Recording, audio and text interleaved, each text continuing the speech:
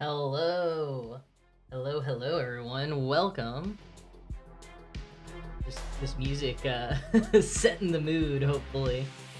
Also, just trying to get the levels right. It feels a little quieter than other music I've used, or maybe it's because I don't have both headphones on. That could be it too. All right. Hello. Happy Halloween month, everyone, or as I call it, simply Halloween. Welcome to the stream. Welcome to the chat. Blitzo was first, but hello to Tom. Music sounds a bit loud. All right, cool. Yeah, I think usually the key is for me to barely be able to hear it, and then I think on stream it ends up coming across a little bit louder than what I actually hear. So, all right. That's what we're gonna try for now. And I'm gonna double check captions are working. Looks like they are. Well, hello. Welcome to the first spooky stream. It's not overly spooky just yet, but we're getting there. There's a pumpkin in the background, at least one. Happy time zone to everyone. I hope you're all having a good start to your October, or as good as time can be right now. As always, folks, let me know in the chat how. Uh-oh. All right, we're gonna leave that for the moment. Let me know what you're working on. If you brought a project to work on during the stream. Hello, Deoxyribo. Hello, Gilneria. Hello, hi. Highlighted hi. Give me a little help on pronouncing your username if you would like to. Gilnernia.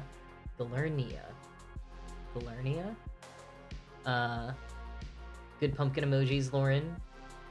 Happy time zone meow is my love language. Got distracted, almost missed the stream because you were reading about the moon. What'd you learn about the moon? Hit us with some moon facts. This is the most appropriate time to be learning about the moon. I mean, I guess not really, but I feel like I get the most excited about the moon in the fall, in the winter. Okay, Tom's working on a black cat cross stitch, but right now working on making dinner. Also important. Also important to eat. Yeah, let's move this a little bit closer. Tom, you just rip through those cross stitches, it seems. Okay, here we go. It's gonna let me... Yeah, now we can see that spool a little bit better. Hello, Sam.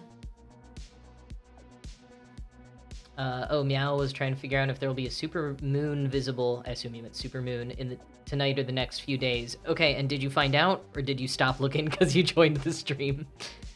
Super moons are so cool.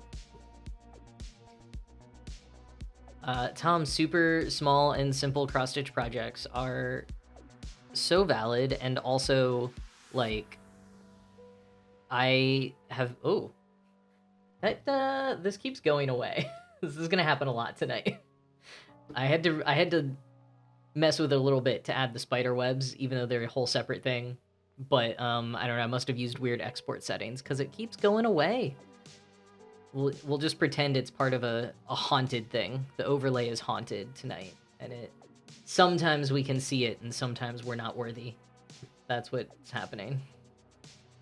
And speaking of things we cannot see, a visible Superman would definitely be rad. I have heard good things about the new Superman movie, but I haven't seen it. I have always been bad at seeing new DC movies, at least in this century. But I've even gotten bad at seeing new Marvel movies, or seeing any movies. I'm not very good at that. But the Superman one seemed intriguing. But anyways, okay, Supermoon. Yes, you stopped looking and was confused about moonrise and setting. Oh, so much about moons is confusing. Oh, but Tom, I think I stopped mid-thought on simple cross-stitch projects. I've been trying to come up with simple ones that I could maybe do on stream. Like, I think the long game of watching one come to fruition is like, I mean, I think it is kind of fun and cool over a long period of time, but it might be fun every now and then to also have one that we finish a little bit more quickly. I like how I say we. I include all of you in my stitching apparently. But I mean, I think it's true. We're all in this together. You're motivating me to keep going on it. But also speaking of simple cross-stitch projects, that's what we're doing right now. If it's anyone's first time in the stream, first of all, welcome. Second of all, what I'm working on right now is our follower shelf. Well, sort of follower spools and subscriber shelf. Point wasting. Well, hey, how that's yeah, I love it. There's not too many ways to use bits on my channel just yet. I had a fun idea for one earlier today that I'm not going to say yet because it'll be fun to do. But as regular folks will know, I have so much to set up yet on my channel of subscriber badges and lots of things to do with bits and channel points and more emotes. Although I think, yeah, we got Sam used one of the emotes in there. We got some jack-o'-lantern emotes that you can all use. A couple of waffle ones for the OGs. Anyways, this is the follower shelf. So start each stream by doing a little spool of thread where the color corresponds to how many followers this channel got since the last stream. And this week, / mostly during last week's stream, we got 9 followers. So I actually added this to my channel, so you could all go look. There's a panel now in the About section, which I'm literally going to go to now so I can reference it. That tells you the color code for the range of followers and what color to do. So, oh, and now you can hear me. I gotta stop that. Go away. All right, so this is going to be, I think this is the same as last week. I'm not positive. Dark Orange Spice, DMC thread number 720. All right, hopefully opening that tab doesn't kill everything. Oh my gosh, and I also, just in case, oh, I gotta fix the haunted overlay again. I have so many threads out. I'm knocking everything over. And they're just all like fall colors. Oh, let me zoom out and then you can see. It's just all many autumn colors and a little bit of black. Yeah, so this isn't all for the follower and subscriber shelf. This is like just different things that we might work on tonight, and somehow it just all happened to be like harvest colors, which I mean makes sense because we're mostly working on Halloween designs / my favorite colors. But it was very fun. Okay, so we're doing 972. I already forgot. 720 or 972? Someone go check and tell me, because I keep being scared to open the browser again. Or maybe I can look on my phone. But I keep confusing those two numbers. It was 9 followers, so we're looking for the 5 to 10 range. And is it 720? 720! Thank you, Sam! Thank you. All right. Oh, Deoxyribo, some very good autumnal emojis there. And meow, yeah, so many oranges, so many shades of orange. I do own just over half of the DMC collection of floss. Don't know what I want to do about that. Okay, I think I was not ready to move on. I didn't finish the thread for the top and bottom of the spool. Anyways, yeah, I have just over half. I think there's like 400 to 500 DMC colors. DMC is kind of like the gold standard company. There are other companies. Some people prefer others. I think in other nations there might be other preferences, although DMC is not American. I think it's French. But yeah, just by like having bought things for different patterns that I've done, and also Joanne's going out of business, I have acquired about half of the collection, and there are lots and lots of shades of every color. So yes, I have lots of shades of orange, and yes, I love orange, but that's not, me loving orange is not really the reason that I have so much orange. It's more that I have a lot of all the colors. It's wild how many DMC colors there are. It's true. It is very wild, Rogan. And also, like, they expand it sometimes, and they've done some, like, weird numbering things over the years. I want to learn a lot more about it. I've looked into it here and there, but I think it would be fun to learn like why the numbers are what they are in more detail, and just maybe a little bit of the history of it. I've wanted to look more into the history of cross-stitching a lot, and like maybe make some videos about it. I'd be very interested in that. Just haven't gotten there yet. I have 2 books about like the history of cross-stitching ish. One of them happens to be written by a professor who I've been meaning to go talk to for a while about something unrelated, and it's just total coincidence that she happens to have written a book about like cross-stitching and fiber arts. It's very cool. Anyways, Sam says, love detailed info like this on projects. Can't wait to see what tender green looks like. Yeah, tender green is the highest color in the code that's like in the about section of my panel right now that I put up there, but I actually, it keeps going through the rainbow. I have, I made it very ambitious just in case. Yeah, the follower range keeps going far beyond what my total followers are right now, and like this project is not even total followers, it's literally how many followers I gain in between streams, which, you know, if I ever increase how much I do, it's like, yeah, I'll get 500 followers from one day to the next. I mean, that would be awesome, but like, I think that's a little ambitious at this point. But anyways, yeah, it looks a little funny right now that tender green is just sticking out there with all the yellows and the oranges, and it's a fun name, tender green. But there are more greens and blues and a couple of purples that come after that. Okay, so I think this is the same color as last time. We had a lot of discussion about oh, thank you, Pink Lemonade, for subscribing. I appreciate that very much. I also like your username because I love Pink Lemonade and often crave Pink Lemonade. Oh, hey, we just reached the new sub goal, which is new subs, but is not a new one because I didn't change it from last week. But thank you, Pink Lemonade, for helping us reach the sub goal and for subscribing. Once we finish this follower spool, we'll start building the subscriber shelf, because we also got another subscriber just in between streams. Starry Ari, I don't know if you're here or want to make yourself known. You don't have to, but thank you to Starry Ari for subscribing a couple of days ago while I was offline.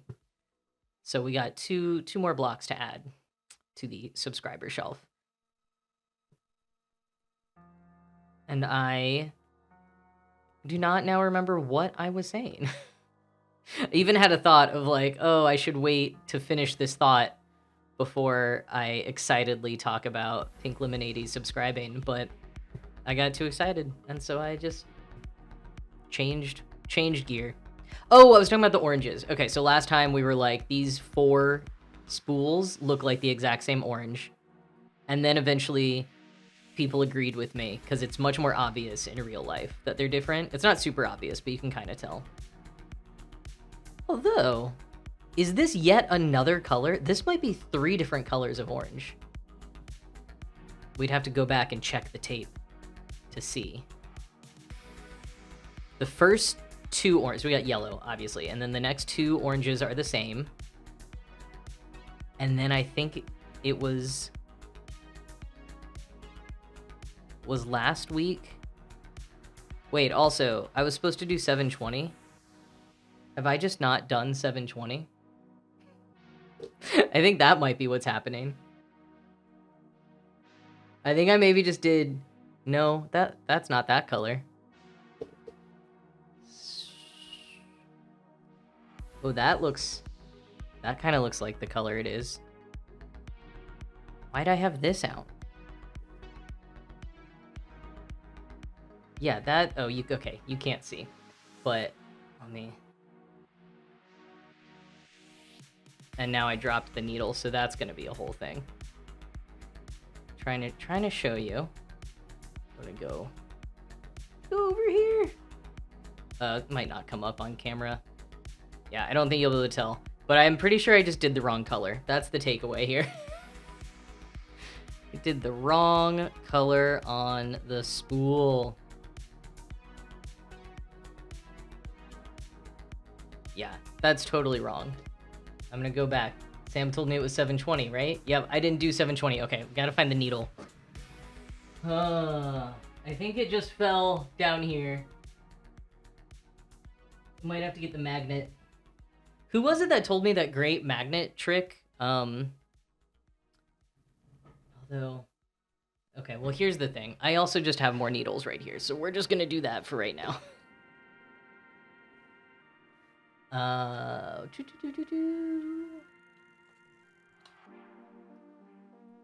Oh, Tom watched Wayward. Bell Nye is 3 episodes into Wayward. I finished Wayward over the weekend. Tom, you say jealousy over Mae Martin's biceps. Yeah, Mae Martin looking real good in Wayward. Like, wow. Very, very fit. Bell Nye, if you're only 3 episodes in, you have a treat ahead of you, which is Mae Martin's butt at one point, in a sex scene, not just like walking away from the camera. So look forward to that if you're into that. But yeah, Mae Martin, really, really attractive in Wayward. Weird show. I think I was about 3 episodes in on the last stream. By the way, we're frogging this entire spool. We just got to take it all off. It's got to all come off. Yeah, I think I was about 3 episodes in, and I was telling people how, like, I didn't know if it was sci-fi. I had thought it was, and then it wasn't seeming like it was. It is not sci-fi at all. It's like a psychological thriller. It's kind of like cult thriller, and not in like a cult classic way, but in that the subject matter is like cults. So it is still horror, though. I think there were some people, who were concerned about how horror-y it is. I think some of you said you were fans of Mae Martin, but not fans of horror. It is graphic. I think there's like a bit of blood. There's definitely like violence in the first few episodes. Bill Nye's seen it more recently, and Tom can attest to that. But I feel like it gets even more so as it goes on. So if horror is not your cup of tea, this might be one to sit out. But I think we also talked last time that Mae Martin's Feel Good is an excellent watch. So if you haven't seen that yet and you're in the mood for some Mae Martin, that could be another good option. Sam, Freudian slip of the needle. Want to have more followers already? Well, except I think the color I did is not even in the color code. I think I had it out for a different pattern. And I think what happened was there was a little bit of just like random thread, and it got stuck to the 720 bobbin, and I just assumed it was 720 is I think what happened. Yeah, Tom says violence is the worst of it. Yes, I think that's it. Like, scariness, mostly in a psychological way. I wouldn't super say gory as much as just like some blood and stuff happens, but not in like a gory way, just in a violent way, like Tom said. So that's the content warnings for it.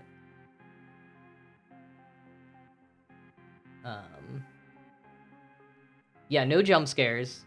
So as Bell Nye said, that's good. No jump scares if you like psychological horror. Random thread wanted to feel included, Tom. Yes, that's exactly, I think, what happened. Come on. Tiny piece of thread. You can do it. Oh, maybe you can't. Oh, no. Oh, no. Look at this knot. Oh, God. I mean, the good news is this was essentially a scrap piece of thread, so the fact that I've now destroyed it is not terrible. All right, we're just gonna cut this off.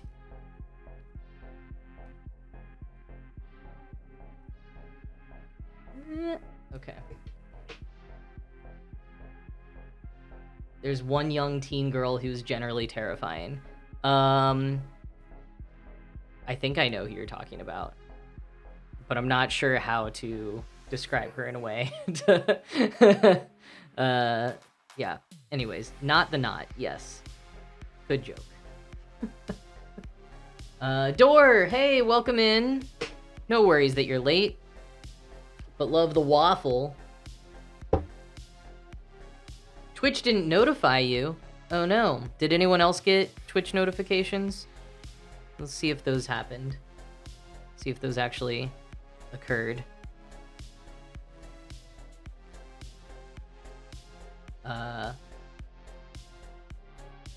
Pink Lemonade got notifications. Door, yours is buggy. Huh, sounding like you're having a few tech issues.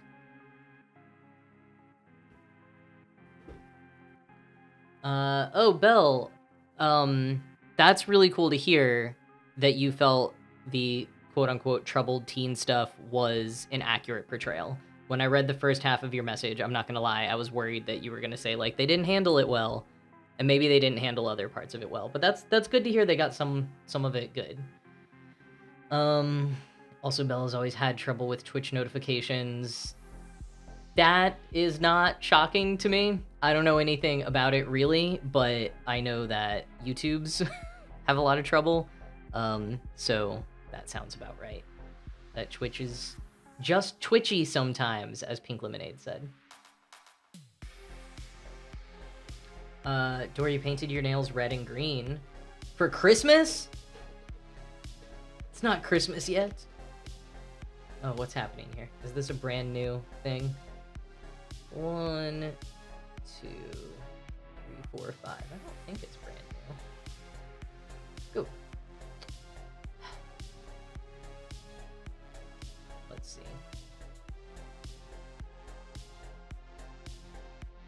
Oh, so for Wayward, Mae Martin had a friend who had been in a similar kind of facility and helped him with the show. That's good. Love when you get people with the actual experience involved, especially if you pay them as consultants.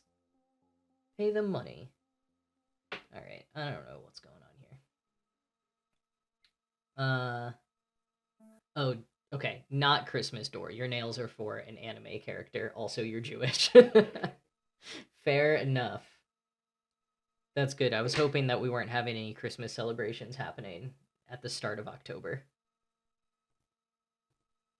The music's still going. Oh, it's okay. This is a very short album, so we might have to. We'll play it a few times, but we might have to find some other music. Okay. What am I doing now? I keep losing my process.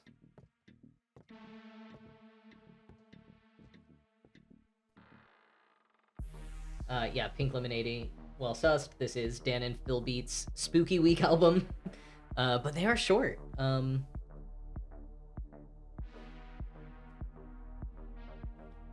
720. We are doing 720. That is the number of the floss we are doing. Okay, ad coming up. T-minus 3 minutes. So I decreased the ads. I learned how to do that by a little bit for now. And then I added this thing so that you all, I think, should get a warning and not just me, since I kept not seeing the warnings. Dan and Phil, haven't heard of them since the Don't Cry Craft era. Yeah, Don't Cry Craft.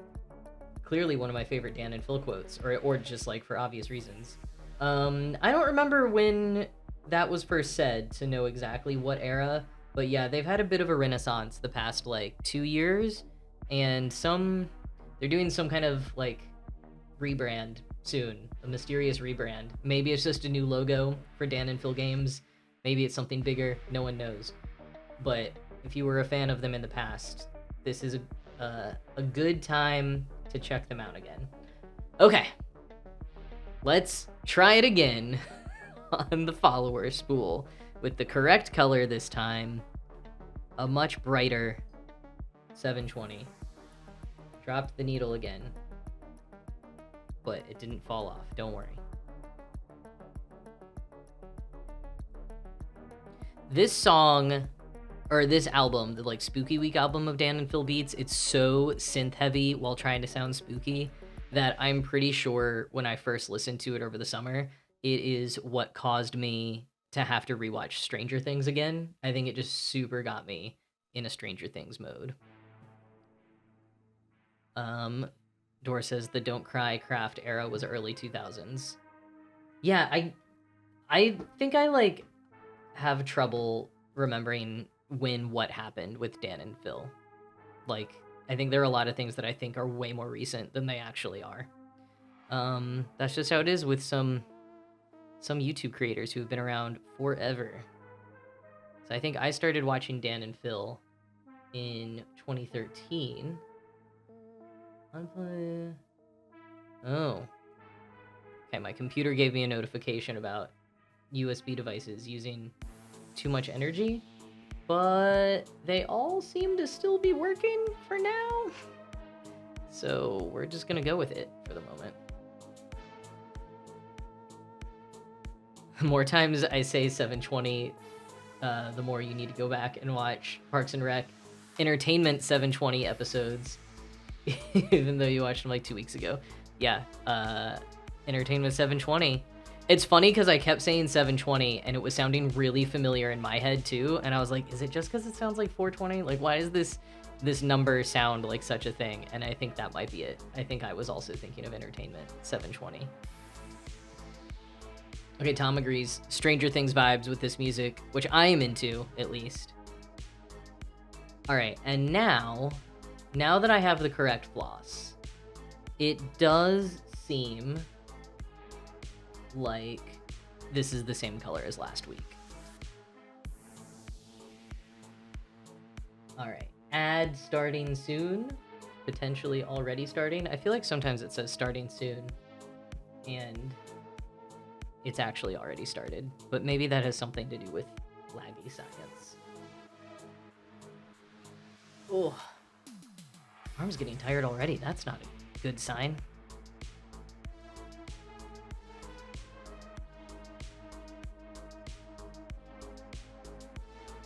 All right, ads are now officially happening, I think.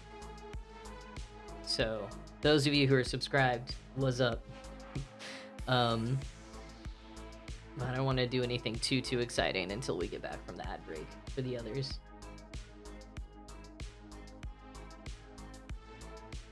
But oh yeah, Sam's DMC 420 disappointed it's brown, not green.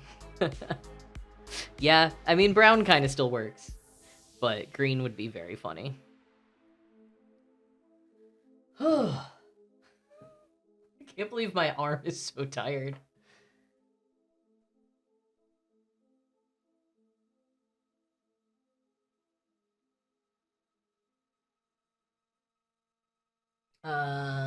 Dor, you watch more Thatcher, Joe, and Zoella during that era. I never really watched Joe and Zoella, but I was aware of who they were, and I probably saw them like in collabs with other people. Wow, Bell Nye, that is wild to find them through the crafting channel, since that was just sort of like a weird prank thing.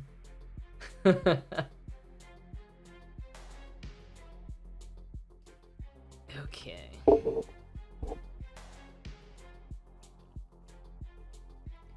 Finish this off.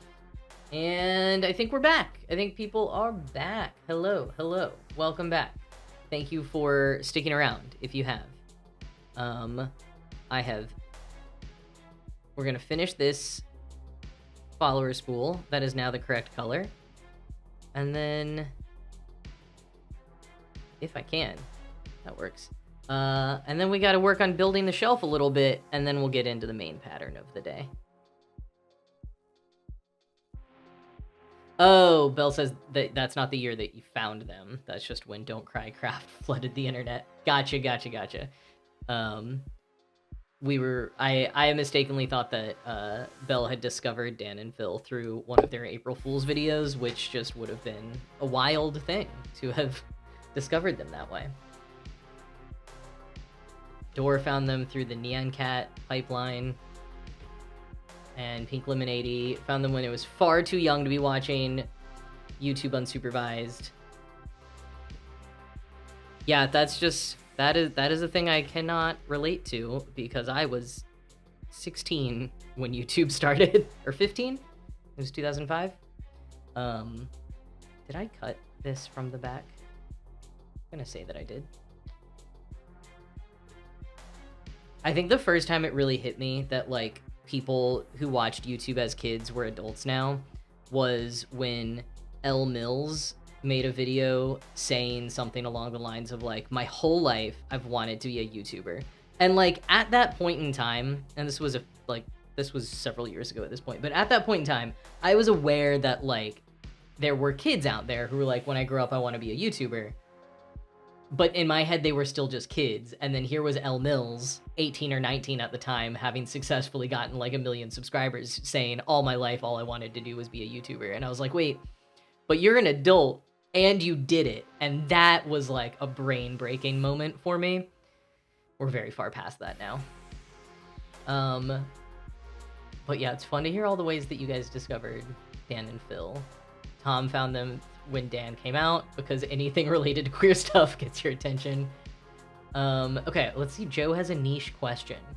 I'm doing a pattern that has words. It says to use a backstitch to curve out some of the letters, but when I do it, I can still see the background color underneath. Huh. I will admit I'm not great at backstitching. I think especially when it's kind of curving around things, you sometimes do still see the color underneath. Like, I think that's kind of common, and is sometimes the style. It might not be reflected on like the picture that comes with the kit or the pattern because they cleaned them up a little bit, but I think that's kind of true.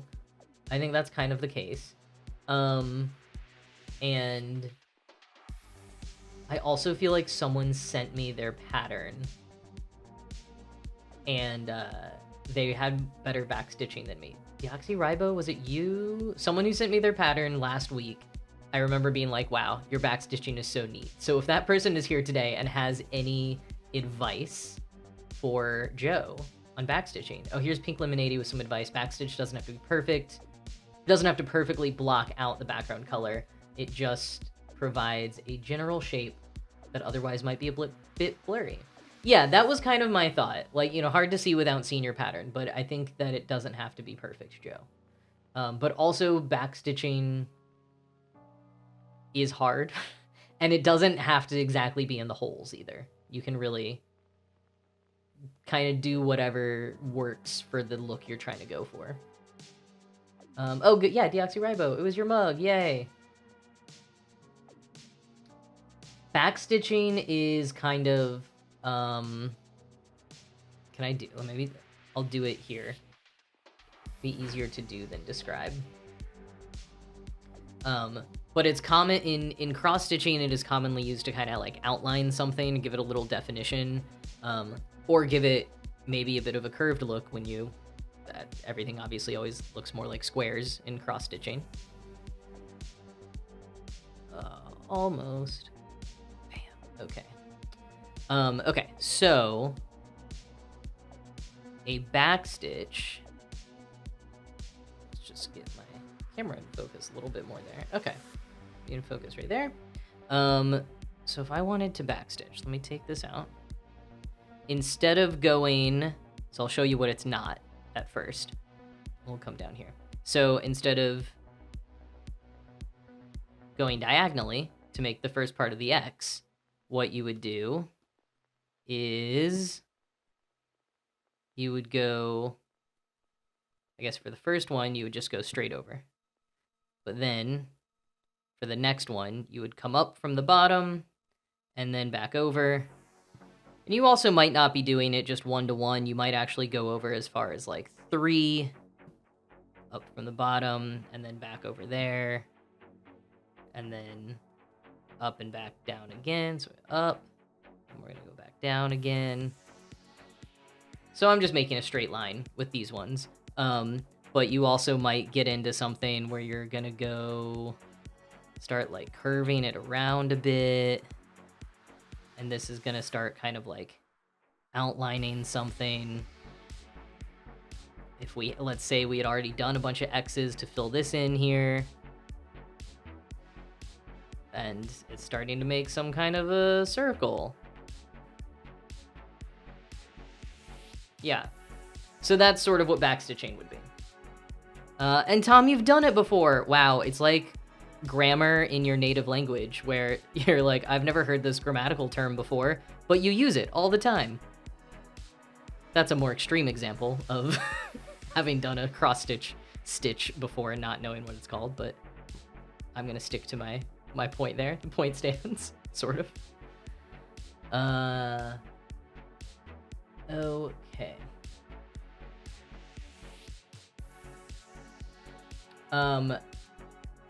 Belle, I'm with you. Video essays about Wayward.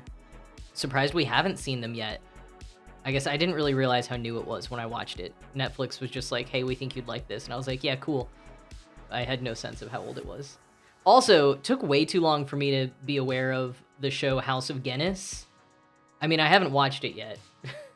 And maybe it also hasn't been out that long, but I feel like that's something I would have usually heard about in production. It's just another, like, new show on Netflix that's, like, a drama following the family that owned, created Guinness. So it's like a period drama in Ireland about beer, which is just... That's made for me. That show was made for me. And I didn't hear about it, I think, until I saw... Maybe not a video essay, but I saw some kind of social media post about it. And I was like, what? What is this? Wait, I think I missed a few things in chat about people's YouTube experiences as children. Okay, Door outlined their path to discovering Dan and Phil. But I think I also saw Pink Lemonade. Okay, yes. Your big brag is that you were born after YouTube. Yeah, that's... I mean, I guess that would make you like 20 now, right? Now, I hate that because I was in high school in 2005, and I don't like thinking that that was 20 years ago. But yeah, that is wild. It's wild that it's been around so long.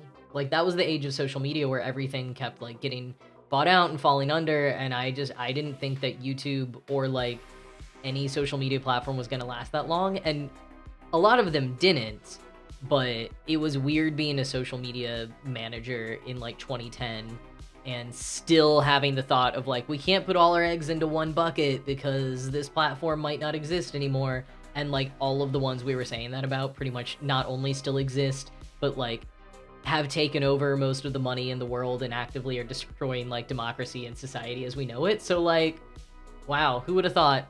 Really wish more of them had gone the way of MySpace. Too impatient for nail varnish to dry. Are you gonna craft when your nail varnish dries?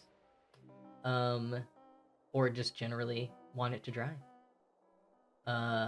Door did not exist when YouTube started. Wow. Wild. Also, Door says Guinness is a stout, not a beer. I thought a stout was a beer. That was my understanding, is that a stout is a type of beer. That might be a language or cultural difference, or something I didn't know before. Melby Toast says that's... Oh no, is that in response to Door's age? Okay, I'm gonna finish up the subscriber shelf, and so I just want to shout out again Starry Ari and Pink Lemonade. And you're each gonna get a stitch on the shelf. We're building a little shelf for the spools to sit on. So this is a little stitch for Starry Ari, who here may not be here right now, but maybe we'll watch back later. So thank you, Starry Ari, for subscribing a couple of days ago, and then Pink Lemonade. Same age as YouTube. Here is your stitch. Thank you for subscribing as well.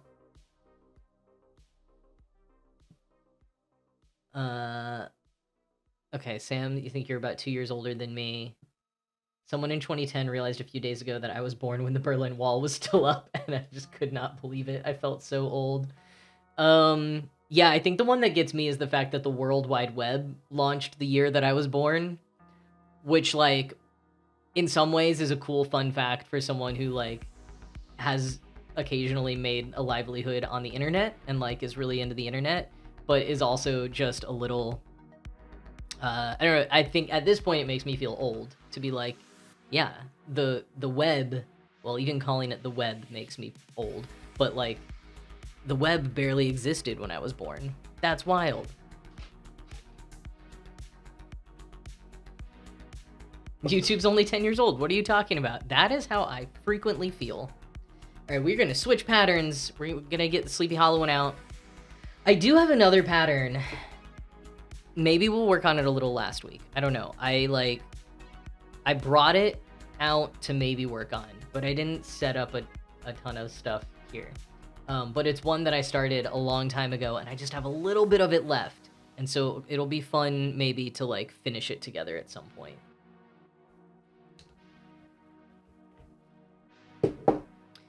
Well, Belle, the 90s was the 1900s, so...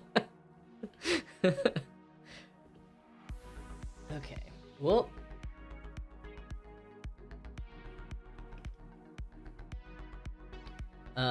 Pink Lemonade, I work at a library where most people are 30 plus years old. It's fun to drop little facts about my age in relation to their life and see them panic for a little bit.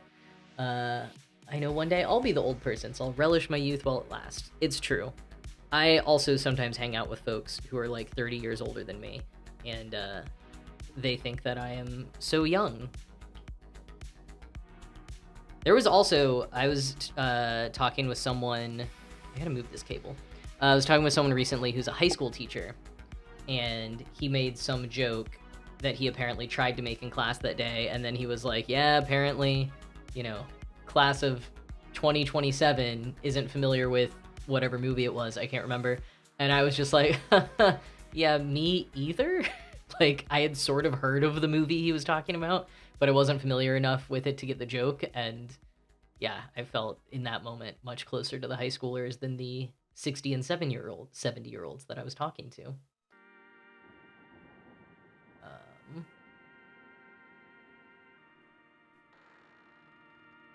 Melby Toast thinks harder about how I'm still suffering from about a third of what would have made me hungover 10 years ago. Oh.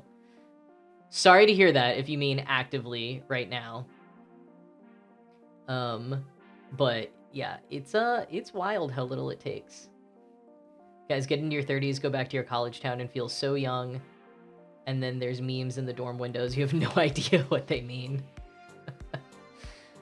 Yeah, I live near a lot of colleges, and I don't know what a lot of the kids are saying anymore. Okay, let's adjust this camera. I think even just go back this way a bit. Get it a little out of my way. Or is that worse for me? I'm not sure. I'll come over and stitch over here. And we'll get this back again. Haunted overlay for the night.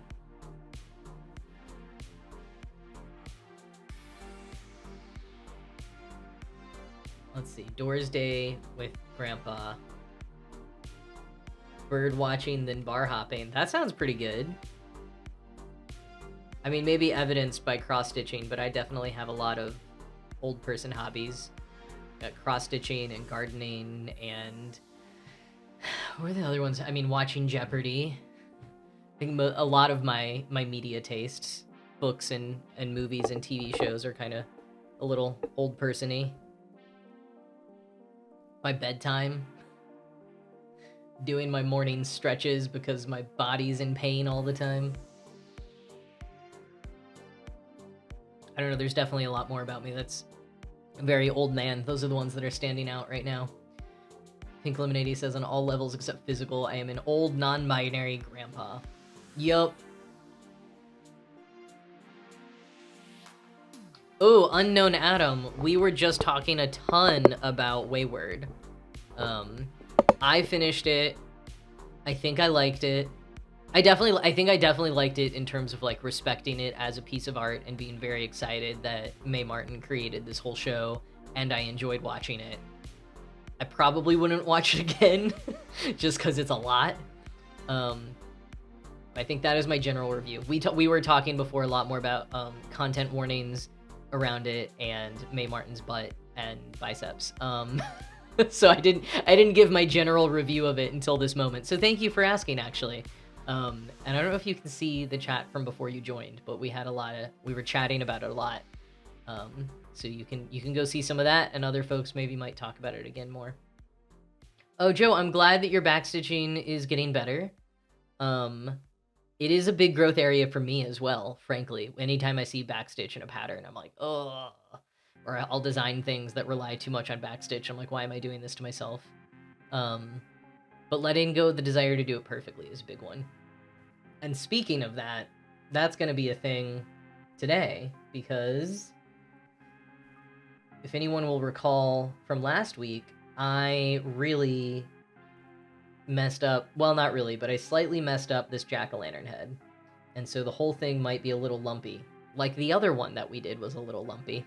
So, all right, so 919, we're gonna use this color. Can I focus a little bit more over here? Or is it it's too close to focus, I think, ironically enough. Maybe we'll go down a little bit more.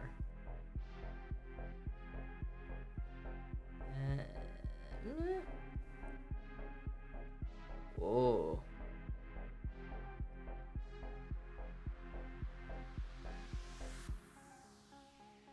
Yeah.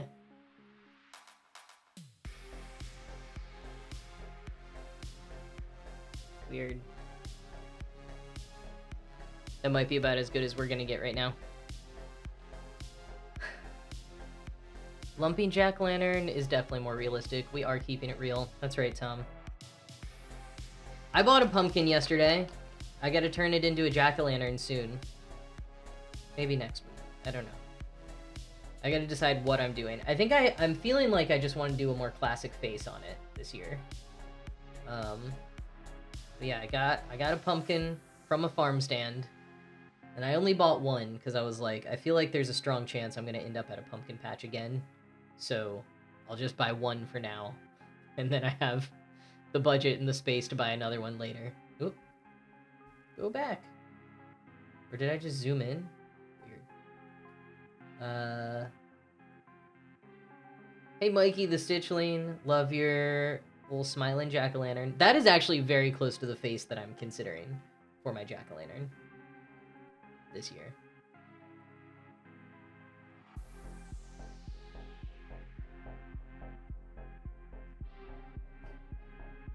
I think folks are talking about Feel Good again, and that's one you can definitely rewatch, even if some of us are like, I don't know if I'll rewatch Wayward. Yes, Bell Nye, I was going to talk about that. Yeah, when we were talking about things that were older than or younger than. I put on Instagram that corn mazes were made in 1993, and there's a little bit of fact checking that I have since done on that. I got so many messages about that. Notably, I got so many more messages from like people I went to high school with than I ever do usually for posts that I make. And I thought about it for a minute, and I was like, I guess it's just because we're all the exact same age, so it resonated with all of them. But it was an interesting phenomenon that happened. So first of all, I heard that fact on the podcast You're Wrong About with Sarah Marshall. Is that the host's name? Like Forgetting Sarah Marshall, the movie. And I will admit that I made that post before listening to the entire podcast. And she like slightly debunks it later on in the podcast, but I think the reason she was comfortable not debunking it till the end is that the debunking wasn't a lot. So basically, in 1993, well, here's what I'll say. So there's a guy named Don French. I think that's the main guy. But there is a guy who was the best marketer of corn mazes, to the point that the SEO, the search engine optimization, like keywords and stuff, when you look it up to this day of the history of corn mazes, he tends to be the one that pops up. And all of his marketing always says that his was the first corn maze. I think he sometimes says something about like first active corn maze or first like commercial one or something like that. Um, but Sarah Marshall dug into it more, like, went into all the newspapers, and she found a few more from the late 80s. I don't feel like that's a huge distinction, because I think when most people hear 1993 for when corn mazes were invented, like, it's not a, wow, I thought it was the 80s. It's more a, wow, I thought it was the 1950s, or even like further back than that, which is why I'm like debunking by saying that actually it was like other people who kind of invented it around the same time in the 1980s. Not a huge thing. Ooh, okay. Melby's got a, is this like a fact check link? Are corn mazes real? Do we have those a lot? Yeah, I mean, and that is a great takeaway from the podcast, is that corn mazes are a very American thing. Hedge mazes, very British thing. Other kinds of mazes have existed for millennia. Yeah, obviously we've got a lot of like, the myths talk about mazes. So mazes are not new. Corn mazes, pretty new. And 80s and 90s as the history, while that was surprising to me, because I totally would have thought it was maybe like mid-century, mid-20th century, it does make a lot of sense, because 80s and 90s is when farms started becoming places that were kind of more like theme parks. So a lot of the stuff that has really ramped up in like the last 5 to 10 years because of Instagram and influencers and stuff, but like where you go to a pumpkin patch and you do a corn maze and you take a hayride and you have all these photo opportunities, like a lot of that is more of an 80s and 90s phenomenon, when farmers in America were going through an incredibly hard time economically. Part of it was like changing to grocery stores. There's a lot of economic reasons why this happened, but essentially farmers were having a really hard time. A lot of farmers had to shut down, and one of the ways that a lot of them survived was sort of by becoming more tourist attractions and having these activities that people could do. So that is part of why corn mazes became a thing. How did they become a thing? I would recommend listening to the You're Wrong About podcast episode I mentioned. So the podcast is called You're Wrong About. This episode is on corn mazes, because I do not remember all the details, but I do know a little bit about like farming and fall and Halloween and corn mazes besides that, for larger context. So what I would say is, again, mazes have always been very popular. Hedge mazes in England also sort of started becoming a bit of a tourist thing. If anyone has watched Downton Abbey, or is from the United Kingdom, or has like been on tours of big like castles and manor houses in England, you might be familiar with the fact that like those used to be where rich people lived, and a lot of them do not live there anymore. Some of them still live in their houses, their big giant mansion castle houses, but even though they live there, they are tourist attractions. Like, tourists go and tour these castles and manor houses, some of which still have families living in them, or at least part-time. And we see in Downton Abbey when this started, which was when like all of these lords and ladies' families started taking a hit economically, due to some great organizing by labor activists and such. And so yeah, that was one of the ways that they started paying their bills and being able to survive, is they turned their houses into tourist attractions. One of the things that they did was have more hedge mazes. Like, that was a way to attract tourists. It was something to do on their property. So that was happening in England in the early 1900s. And then in America throughout the 20th century, I think you've just got, various times that it was hard on farmers, other times where the government subsidized them. I think crop circles were initially more of a thing in England, but I think, you just like, you're out in a farm, you kind of, I think it's one of those things that like a lot of people came up with the idea all around the same time, because it's sort of just like a fun idea once you think to do it. And then again, the economic motivations of the 80s and 90s, when farms were having to sort of turn into these like more carnivals during the harvest season. Yeah, okay. So Wisconsin has a very famous, so Melby shared a famous one in Wisconsin. We also have a famous one here in Western Mass. I will say, to Door's question of like, are corn mazes are real. They are more common in parts of the Midwest and parts of New England where like pumpkin patches and lots of crops like corn and other crops are very common. They do have them in the South in some places. I grew up going to, I think actually in the South where we had pumpkin patches, we more had like hay mazes, which are like for kids usually. They don't go as tall. Um, but yeah, it's definitely a thing. Yeah, like Bell says, it's more common in areas with farming, which is why Wisconsin, definitely Illinois. Illinois, I think, produces 5 times the amount of pumpkins to any other U.S. state, so that's a big one. Mazes would be an amazing hyperfixation, so go for that, Unknown Atom. National Trust and English Heritage Trust are the main ones, and none of them have people living them anymore. Elementary school even did field trips to Pumpkin Patch and Corn Maze. We did field trips to apple orchards, but the apple orchard we did field trips to was the same place that my family would go for pumpkins, so. Okay, Geefield's been lurking. Hi, thanks for joining the chat. What app do I use for podcasts? I use Pocket Casts. I need to start this jack-o'-lantern, but I also have been yapping, and I didn't want to mess it up more than I'm going to, so I just needed to, like, look at it. But okay, now I'm going to start it, and I'm going to yap while I stitch. I can talk about the history of Halloween and farming while cross-stitching. That's my favorite things to do. Okay. So yeah, I use Pocket Casts. I used Overcast for many, many years. But Overcast, like, got buggy because I subscribed to too many podcasts, is basically it. So Pocket Cast is a little bit better for me. I would say I have yet to find one that is fully not buggy and has all the features that I want. But those are kind of my top 2. Overcast is very good if you are concerned about privacy. I do not remember all of the details on that, but you can look it up and look into it a little bit. And if privacy is a concern of yours, that would be a recommendation of mine. Okay, Tom's hometown in Western Pennsylvania had corn mazes, pumpkin patches. Yeah, it's great. I love all this stuff. Oh,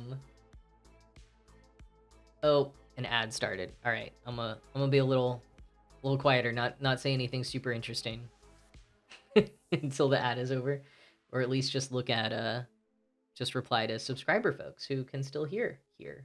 Hello. Let's see.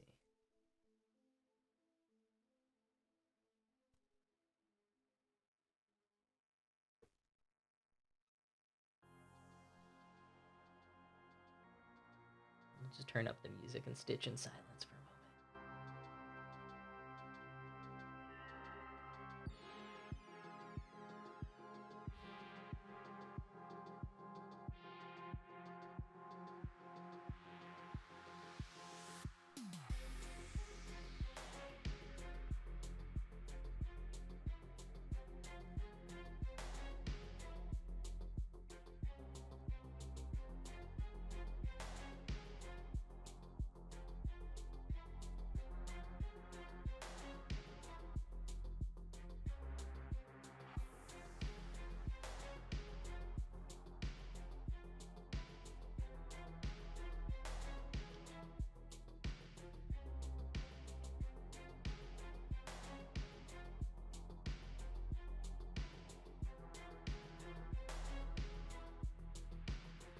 Hey, okay, welcome back from the ads, everyone. Thanks for sticking around.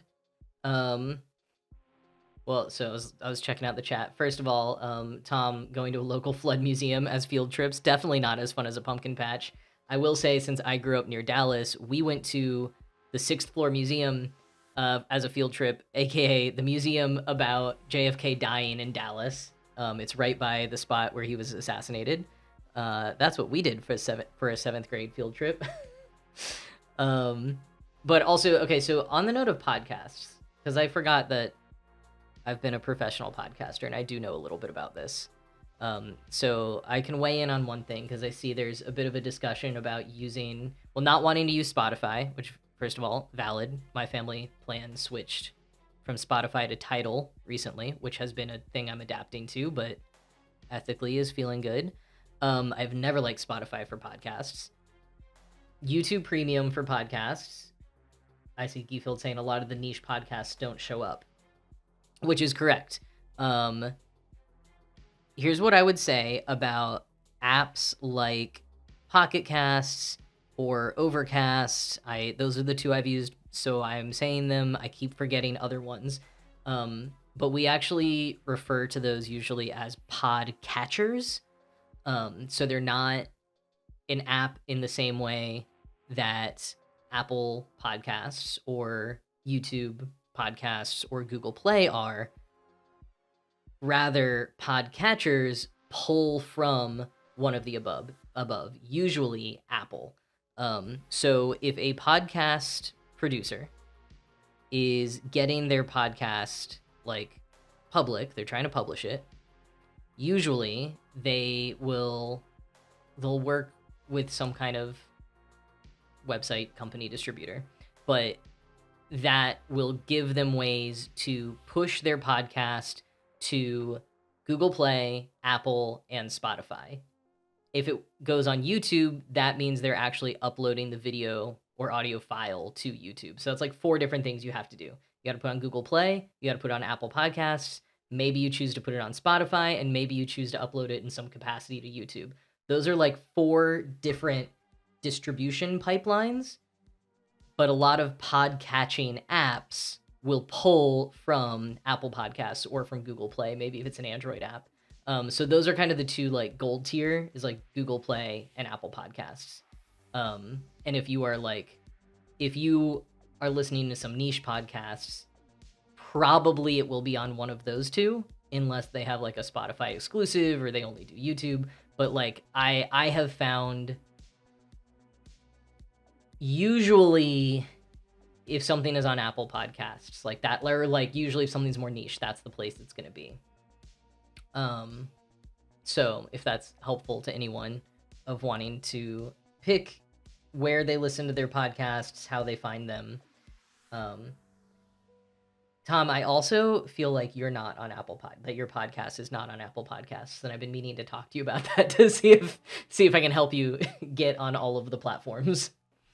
Because I think I remember I had to go to like Spotify or something to listen to your podcast at first. Now I like watching the YouTube videos of it. By the way, everyone, go follow Tom and his podcast, The Trans Life. I was on an episode, but there's also lots of other great episodes, and they're on YouTube. Door's nails are dry. You're gonna go crochet. Exciting. Well done. Whoa. Okay, Unknown Adam says there's a huge maze and a monument in India near where you're from. And the Hindi word for mazes is Bulbulaya. Okay, clearly I can't pronounce it, but based on the repetition in there, I think I like that term for mazes.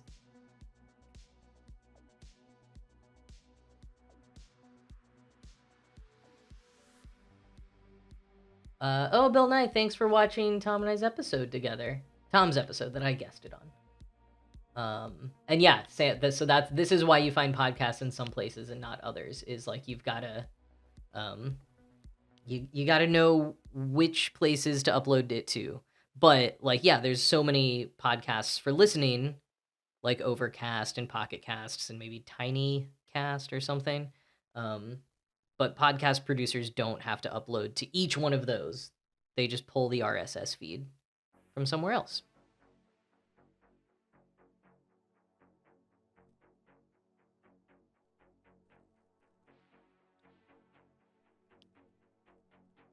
What do I want to do here? Okay, 1.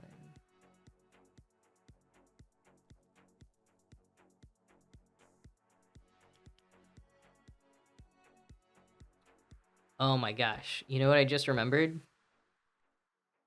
I have had this apple cider sitting next to me for the last hour and have not drank it yet. But it's in a jack-o'-lantern glass.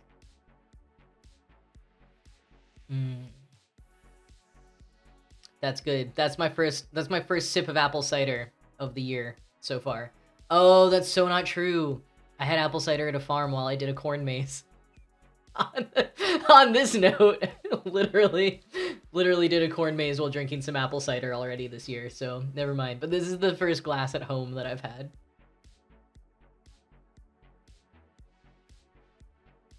There's a huge maze in Yorkshire called the Forbidden Corner. So if folks ever go to the UK, go there and take a whole day to explore it. That's awesome. Tom, you caught me. That is where I got it. It was, I've been successfully boycotting for so long, and then there was one thing that I needed to get that I have only ever gotten at Target, and I went and I was like, I'm only gonna buy this. But then I saw this glass, and I was like, no, I have to have that. And it was one of those times where like it must have been in the wrong place because I couldn't find anything else like it, and it just felt like destiny that I had to own it. So, unfortunately, I did that.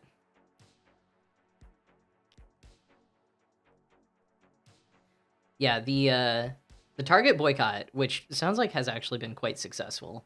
It has been tough for me to not go because I was so excited. This is gonna sound so like white, basic, suburban, but I was so excited to move to the suburbs and just like casually go to Target all the time. And for like the first, how long have I lived here? For the first like 6 months of living here, it was great, especially as I like had a house and all of these things that I needed to get, and it was so convenient and like nice and enjoyable to go to Target. And I'm really glad that they didn't drop their DEI policies until I had done a bunch of that shopping and gotten it out of the way.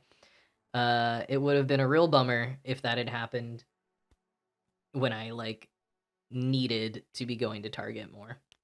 So for me personally, it really worked out. Melby, you've been pressing your own cider with your friends? That is so cool. I, like, this year kind of thought for the first time that I want to try that at some point. Target has cool Halloween decorations. Yeah. Oh, no, you probably mean the Forbidden Corner in Yorkshire. That makes way more sense. Target also has good Halloween decorations, but I wouldn't say they're terrifying like a place called the Forbidden Corner might be.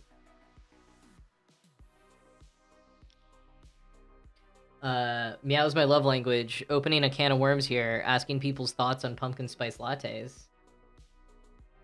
It tasted like very runny pumpkin soup. Yeah, I had a pumpkin spice latte this year. I hadn't tried them for years and years. It was sometime during the pandemic. I was like, I guess I'll finally try this, and I don't love it. I always wonder if maybe it just doesn't taste great with like any of the non-dairy milks, and I'm lactose intolerant, so that's what I do. I like pumpkin spice other things. But pumpkin spice lattes from Starbucks, I'm not as into. I saw a good shout out to local places from Bell Nye, and a lot more local places will do variations of pumpkin spice lattes. So maybe I need to try more of those.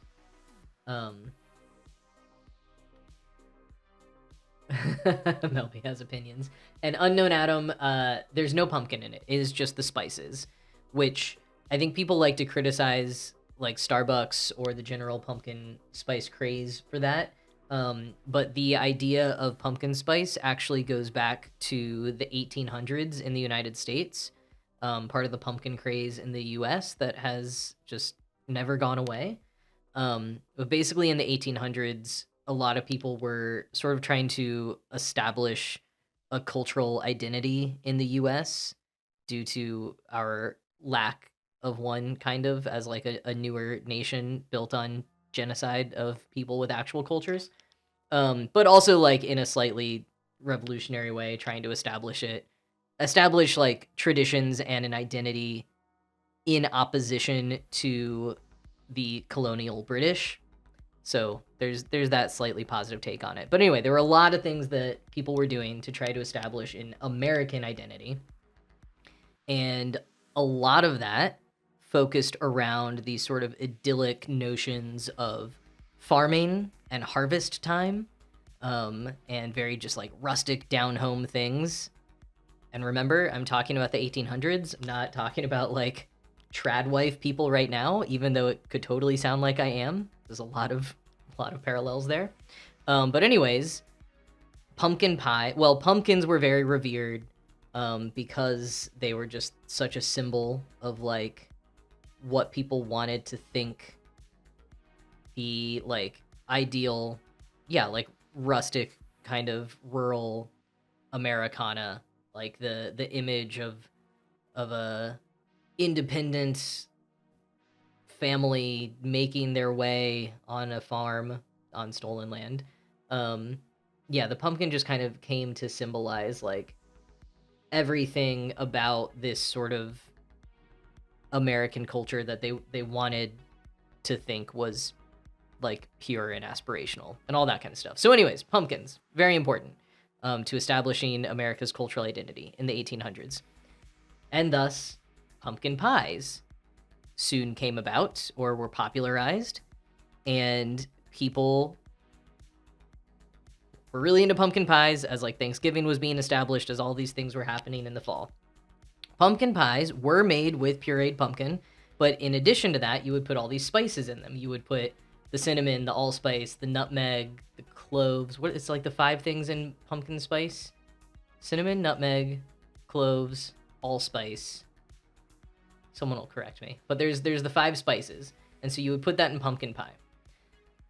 And it was becoming more and more popular over the years, and so the company McCormick Spices, if you live in the US, they're the spices with the red tops. They're like some of the most popular in the grocery store that you see. McCormick in the 19th century was like, we're just going to start selling a blend of these spices and we'll call it pumpkin pie spice. And it was literally just the 5 spices. And that just made it easier for homemakers largely who were making the pies to... sorry, I'm counting as I'm talking. It just made it a little bit faster to make all of these pies for Thanksgiving and whenever they were doing it. So the pumpkin pie spice, which does not have pumpkin in it, but was designed to go into your pumpkin pie, is where we get the pumpkin spice thing.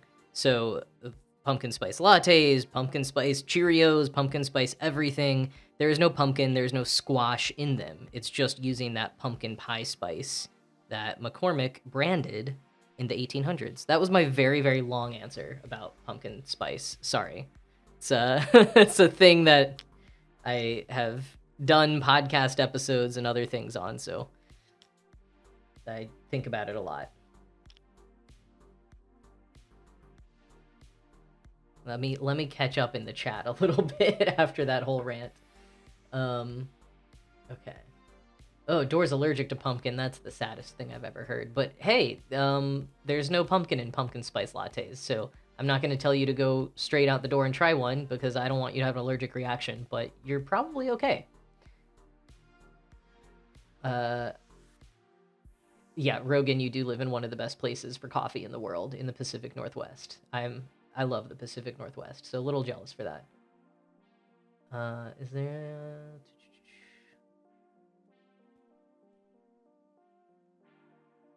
Melby, you can make a great pumpkin syrup with pumpkin in it. Yeah, I agree with that. There's, because I'm a fan of like pumpkin beers, but I prefer the ones that do actually have like squash juice in them, in addition to maybe some of the spices. I prefer it lighter on the spices and the sugars. But yeah, you can put the pumpkin in it a little bit. Ginger, yes, thank you all. Ginger is the one I was forgetting. Ginger's so important.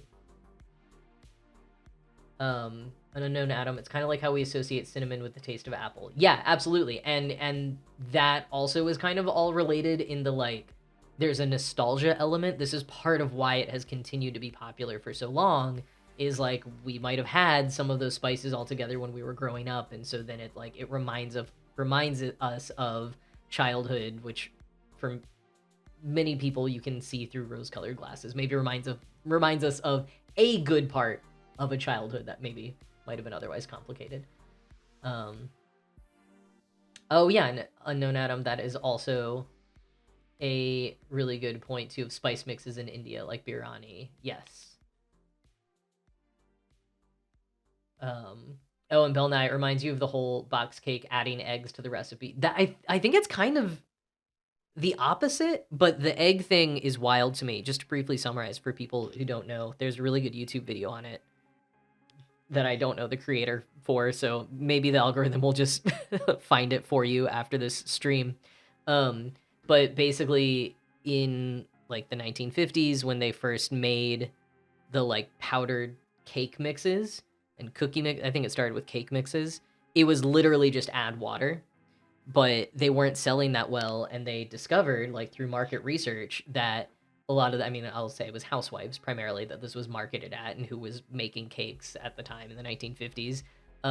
They weren't buying them, and what they discovered from the market research was it felt too much like cheating. It felt like there was no work put into it, and so people like were embarrassed or maybe just like didn't want to do it, and so then the companies changed the recipe, so you have to add an egg and now maybe a little olive oil or something. But it's like if you add an egg, then you're baking. Then you're really doing work. And that's why so many of those mixes require an egg. Like it's you could totally make it with just water, but they say add an egg so you can feel like you're really baking. So I feel like the pumpkin pie spice was like it just genuinely made it easier. But yeah. Oh, we're talking about uvulas? Okay. I think I missed the start of that. But yes, the uvula is the thing hanging in the back of the mouth. Yes. Oh, no, someone says that's tonsils. Yeah, vulva is definitely different, but uvula, the uvula I always think of as kind of like the tonsils. But yeah, I think it's the thing. I think I'm also saying it weird. Uvula, one of those where you think you know how to say it, and then you say it in public / on a live stream, and you're like, wait, have I mispronounced this my entire life? Yeah, finding the ones where you can just add water. Finding more of those would be nice. I'm just always on the lookout. Like, some of them you're even supposed to add milk to them, and I'm like, can we not? Because I'm always trying to find non-dairy options for things. Oh, hey, Sam. Nice, cool stuff. Ride Home shout out. Yeah, that's the podcast I hosted for 3 years and is part of why I started learning all this about pumpkin spice. So that actually it might be hard to find, but you could look up the cool stuff Ride Home pumpkin spice. And I did, I think, at least 2 episodes that kind of dug into that history. I pretty much told you the whole thing now, but if you're interested, you could find those episodes.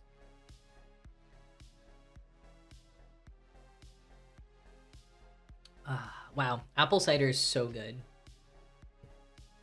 Okay, I'm going to move on to the next orange color, which is the uwoos. We're back to uwoo land. What number are the uwoos again? 921. Okay.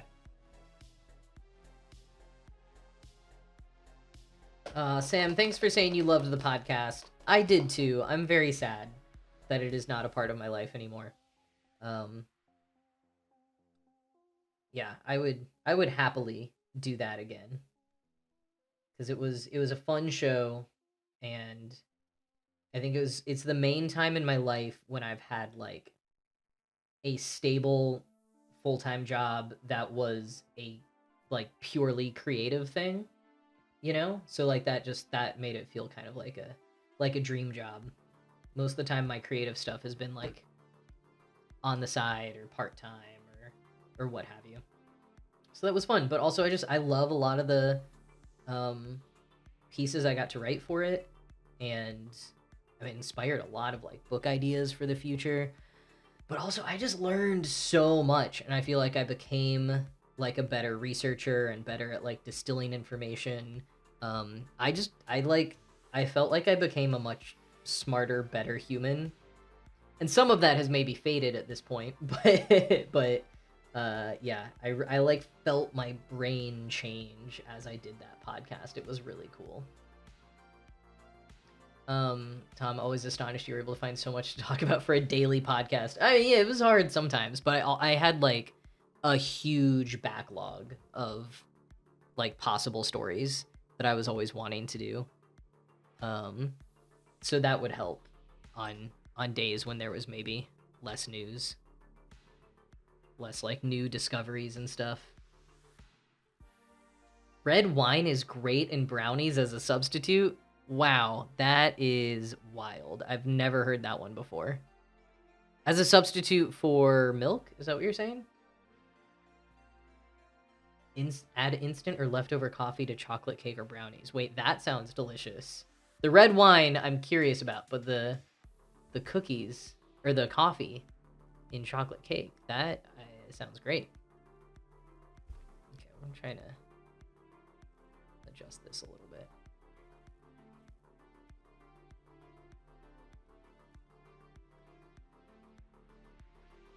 Oh, good night, Sam. Thank you for popping by while you could.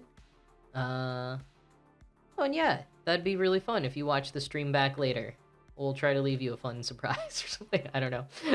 But have a good night. Thanks for popping in live while you could. I don't know why this doesn't want to focus anymore. Daily pod. Yes, Belnai. It was a daily podcast. They were 15 to 20 minute episodes. So it was. I actually forget how many words I wrote every day. Each segment was supposed to be roughly like 800, but sometimes I would write far more than that in one segment.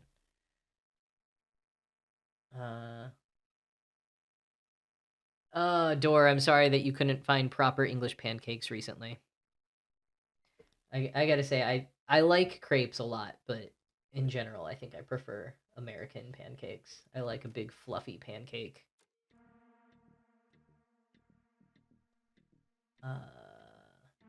Oh, red wine brownies. So the red wine replaces the water. Interesting. Okay, I gotta look into that more at some point. Huh. Am I stitching correctly? So far, actually, yes. Okay.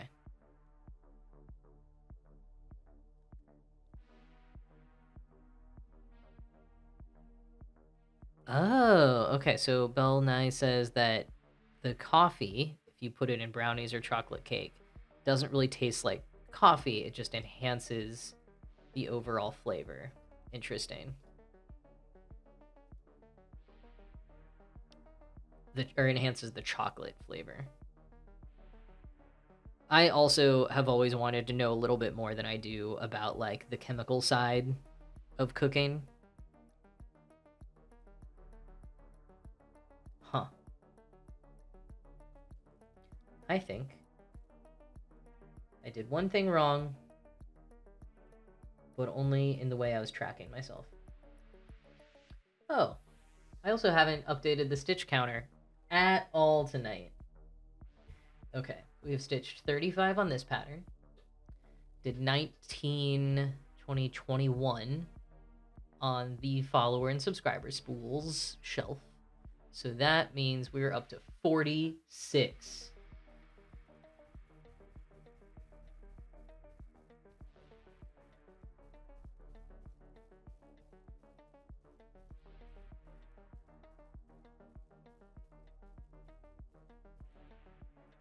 Ugh, 46.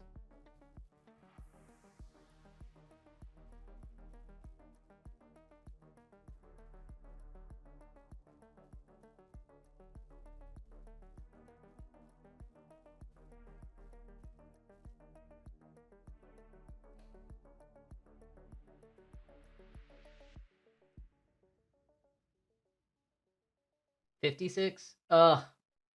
Mikey, you're so right. I got tired. Yep, you're just totally 56. There we go.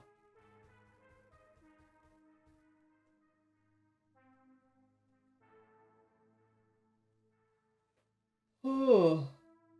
How many orange threads did I have to get for this piece? I think it's just 2. Let's see. The key's a little broken, but yeah, I think it's just 2 different orange threads, and I don't know if I had to buy any. I might have already had them. 1, 2, 3. I did 21 on the pattern. Oh, no, no. Oh, sorry, no. On the pattern, I did... Wow, hold on. 35. Okay, yes, I did 35 on the pattern. And then we did 21 on the warm-up. So, yeah. You were right with 56. Oh. Yeah, math is hard.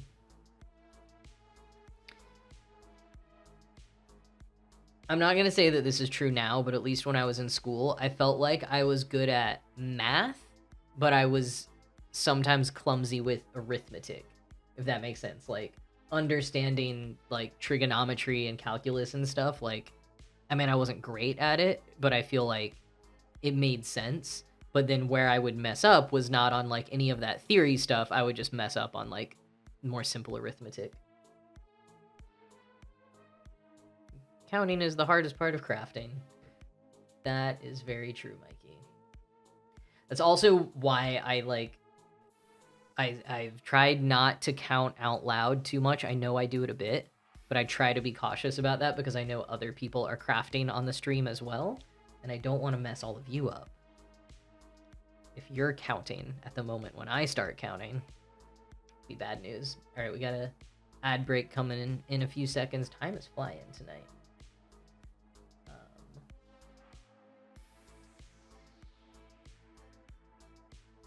Oh, there we go.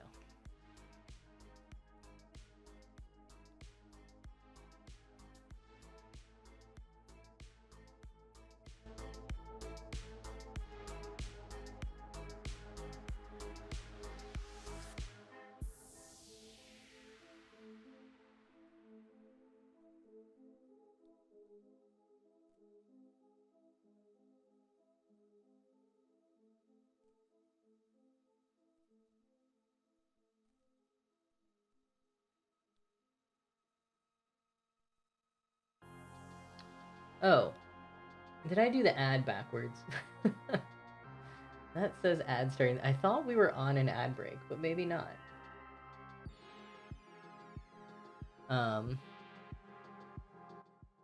Dor says I should get a foot pedal to add stitches. Ooh, that would be fun. I don't think I'd thought of it that way before. I know some people have foot pedals.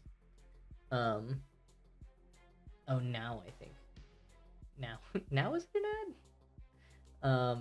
Unknown says they're not coming for you. I don't really know what's going on with ads at the moment, but that's good news for you. I was going to say, I was looking at something in the chat. Oh, Bright Eyes. Yeah, are you... Yeah, there was a spider on the iPad. Yeah. I don't... Maybe those haven't worked until just now. There are definitely some spiders that might show up on occasion because it's October and things are spooky. Spooky spiders. Spooky, scary spider-tons. Oh man, there's someone like going for a walk in the street, and I can't usually see that from my window, and they had like a flashlight, and I thought there was a car very close to my window. It's a human. Anyways, oh, Unknown Adam, yes, you're gonna sleep. You should. Everyone should prioritize sleep.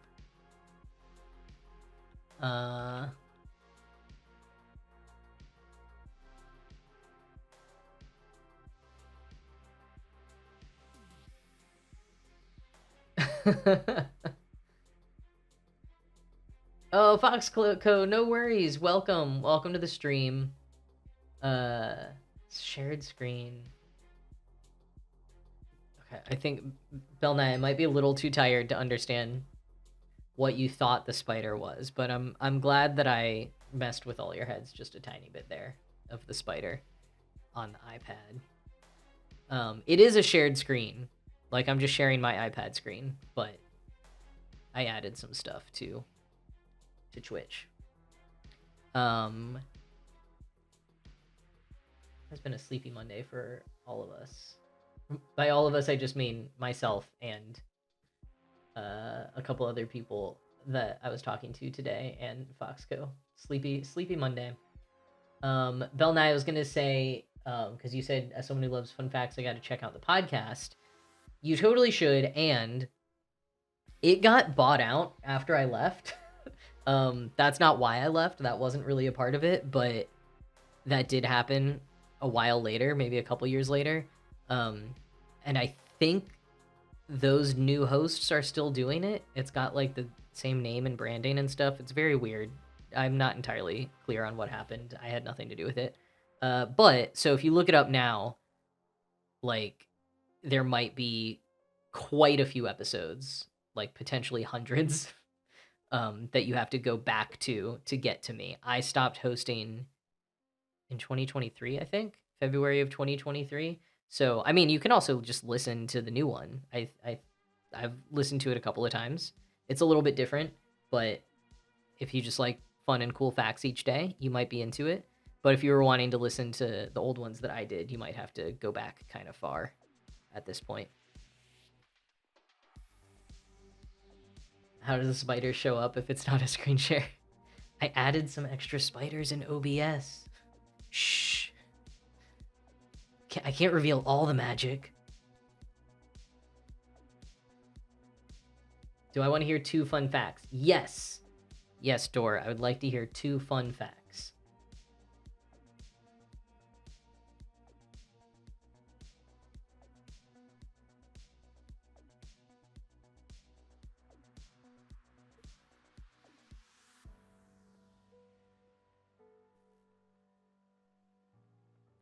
Oh, Podbean. We were talking about podcatchers and podcast apps earlier, and Podbean, I think, is one of the ones I was trying to remember the name of. So on Podbean, you can switch the view old to new for the podcast feeds. You can also do that on the 2 that I mentioned, Pocket Casts and Overcast. Definitely Pocket Casts, because I do that all the time. I don't fully remember Overcast, but I think you can. So that doesn't help you narrow down which podcast app to use, but good to know that feature is around. Okay, 1. Duck quacks don't echo. What? Frogs aren't affected by helium is number 2. Interesting. And then 3, there's no such thing as a vegetable. All right, I'm going to need to hear more about this no such thing as a vegetable. I'm assuming it's kind of a semantics thing. So I want to hear more about that one. But the other 2 are very fascinating as well.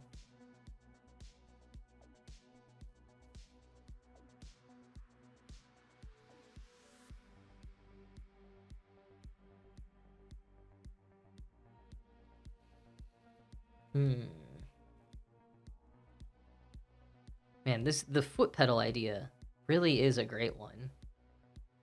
It just hadn't occurred to me until you said it, of like each time I do a stitch, my foot could just boop, and like somehow that makes more sense to me than the other way that I'm currently doing it.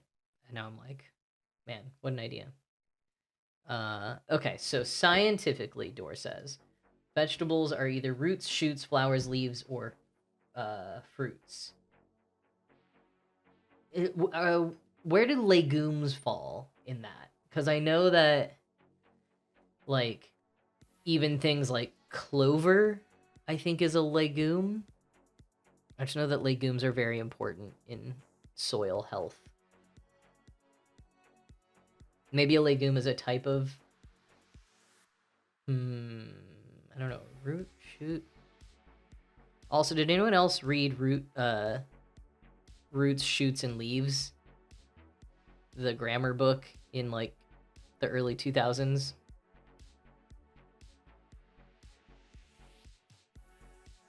Trees aren't trees. Oh, Dor, in uni for ecology. Well, awesome. Can you tell me more about legumes then? Because I learned about them in a soil class, but I didn't understand the full context. So if you know any more about legumes, particularly vis-a-vis the categories for vegetables, I would be very curious. And also, yeah, why don't quacks echo?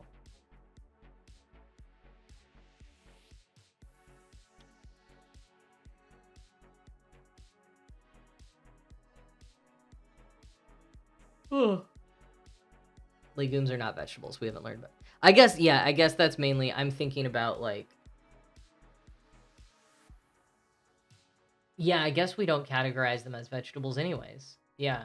Like, there are a lot of things we don't realize are legumes that are legumes. But things that we call legumes, we don't usually categorize as vegetables. Okay. That's where I was confused. Got it. Yeah. Okay, Rogan, I don't remember how to explain it, but a lot of what we consider trees is really subjective. There's no clear way to define something as a tree. Wow, that's wild. These are the kinds of fascinating facts that I'm here for. Peanuts and soybeans are legumes. Yes, exactly, Bill Nye. Thank you for reminding me of what I was trying to say. I was like, there are examples in my head, but I can't remember what they are.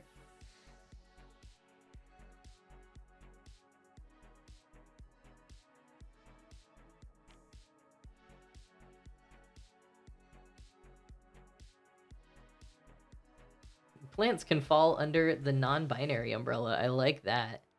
Oh, Mikey, go make dinner. Have a good night. Thank you for stopping in and helping with my math.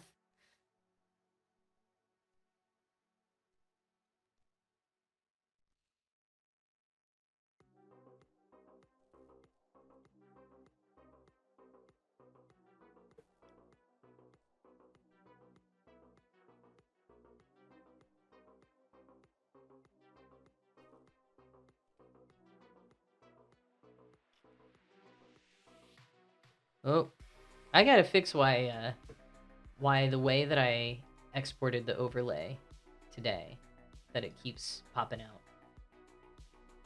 It would happen before with the old one. There it goes again. But not this bad. I don't know what's up.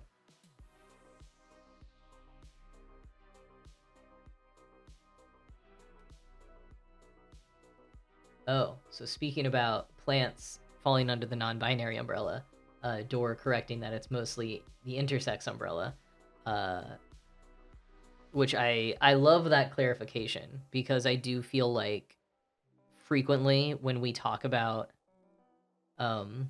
like plants or animals, like plants or non-human animals, there can be a tendency to use like the language of, oh, they're non-binary, because I think like that's some of the language that is, and now I'm checking myself on the stitches, sorry. Some of the language that's just like in the mainstream more these days. But I think it's important to remember the ways in which we are talking about it, which sometimes non-binary could be more accurate, but often because we don't know how plants and non-human animals identify, it is often more intersex would be the more apt parallel, though of course still not entirely accurate when you're trying to make a one-to-one comparison between humans and plants and non-human animals. But I think it's good to make that distinction when we can, both for accuracy and so we're not erasing any of our intersex friends, because that happens way too much. There's a lot of intersex erasure that happens in queer communities and the world at large.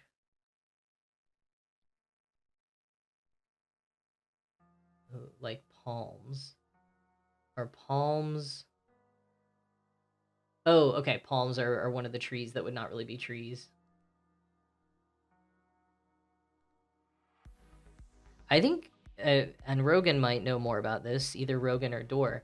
But Bill Nye, I would imagine that if you want to look for intersex plants, trees, or what we call trees, might be a good place to start. I feel like I've heard some good things there.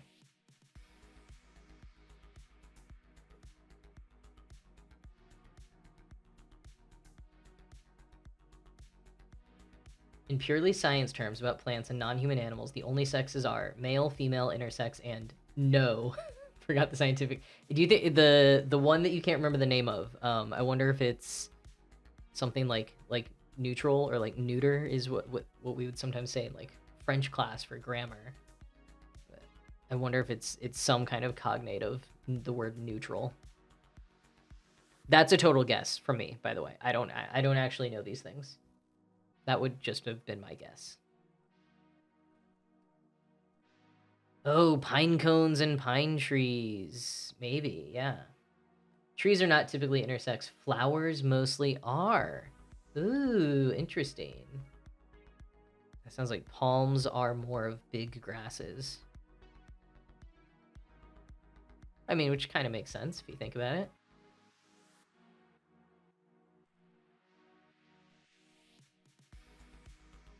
Wow. We're learning so much on the stream today, everyone. We also have a haunted overlay, but we're learning so much together tonight. I feel like usually we just learn about cross-stitching. And I guess tonight we learned a little bit more about backstitching. We should get some kind of course credit for this stream. Honestly, I feel like that's goals for content that I make to be something deserving of course credit. I'm working on a video right now where that would be a very welcome comment to get, but at the same time, like, I do not actually have any kind of educator certification. I'm just an enthusiast myself, and I'm probably not doing everything with as much due diligence as like an actual academic would or an actual teacher.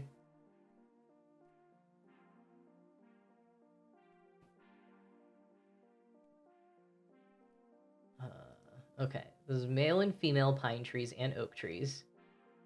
Oh no, your lecturer was not a good lecturer. I'm sorry. That's always a bummer when you're like interested in a topic and some interpersonal things or just the behavior of the person teaching can kind of ruin a topic that you want to learn more about. That's a bummer. Sorry to hear that. Foxco is currently reading a good book, realistic fiction about a family's history and how that caused them. Oh, are you reading Middlesex by Jeffrey Eugenides? Oh, Bell Nye says neuter in French directly translates to neutral. Cool. I was figuring that was true. Is I just like heard my French teachers in my head saying the word like neuter, and I didn't go to an immersion school, but I like our classes were immersion where we weren't like one-to-one translating, and so I think there were a lot of words that I just like wasn't positive what they mean. Like it's sort of like I know their definition and how they were used in my French class, but I couldn't necessarily confidently tell you the exact English translation, especially many years later.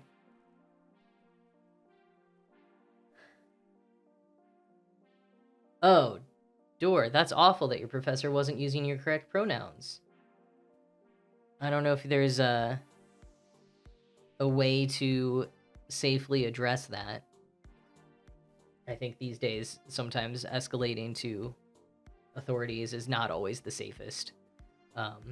So I'm sorry to hear that. I'm not positive that I have great advice for you, but I hope you're doing all right and have some folks to talk to at least. And some other maybe queer trans friends who you can talk to about it.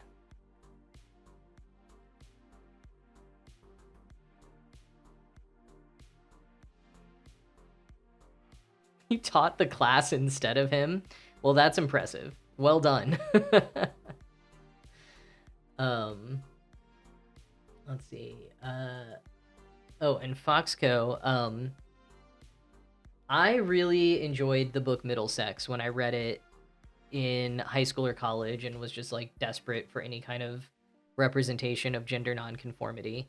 I have heard that, and I would double check this. I might be wrong. I might be misremembering it. I think I heard that Jeffrey Eugenides like didn't really research much about intersex people, and maybe even kind of like claimed he didn't need to. So I would, at the very least, I would say like pair your reading of it with maybe some more up-to-date information from intersex people, intersex activists, just to get sort of like a full spectrum education on that topic if it's one you're not as familiar with. In terms of like literature, you said you're reading it for a literature class. That's a solid book. So from the literature side of things, yeah.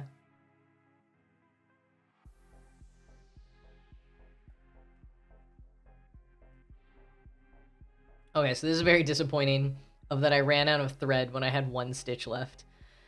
And I tried to make it work and then it just wouldn't go through all the way. So I think I need to finish... I actually might even go back a little bit. And I'll come back and do 2 stitches. I'll have to do the whole thing. Getting out more thread and putting it on the needle. Just for 2 stitches. Where is this? What are we doing? Okay.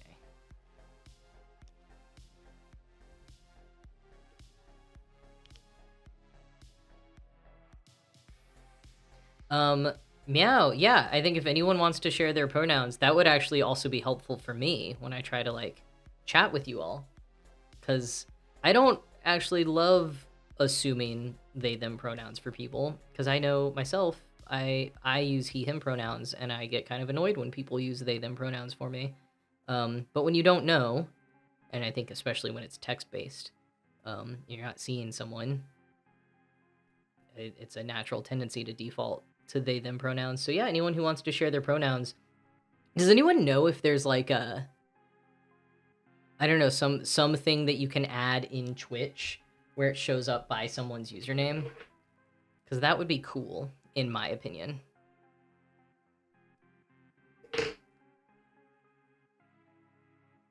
There's a Chrome extension.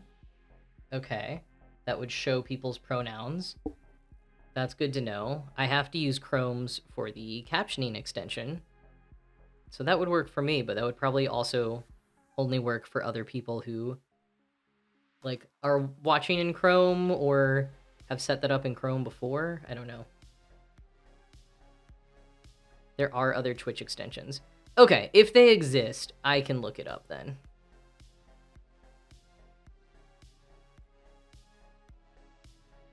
Channel point redemption for share your pronouns. Oh, I like that. Okay. Got this. I'm just gonna take this off so I can... Oh, no, everything's happening. So do this. There we go. Okay, and then you just get a behind the scenes look for a few minutes. So I gotta get this close to me.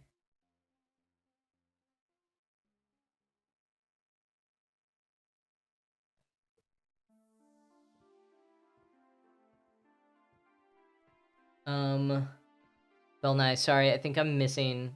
I have definitely missed messages in the chat. What video was by Ashton Daniel? Ooh, and do extensions give the option to change pronouns? That's something that I will look into when I look at different extensions. Okay, Melby, they, them. Foxco, they, he. He, field, they, I don't have to announce these all. I was just reading out loud.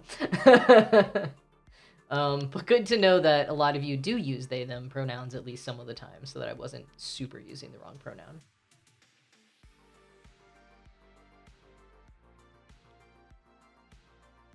Yeah, I'll look into these extensions and into, like, maybe channel point redemptions or something, because I have been like, what are people's pronouns? And then I wasn't sure if that was, like, a weird thing to ask on the stream. I don't know why it would be, but I'm just learning so much Twitch etiquette that, you know.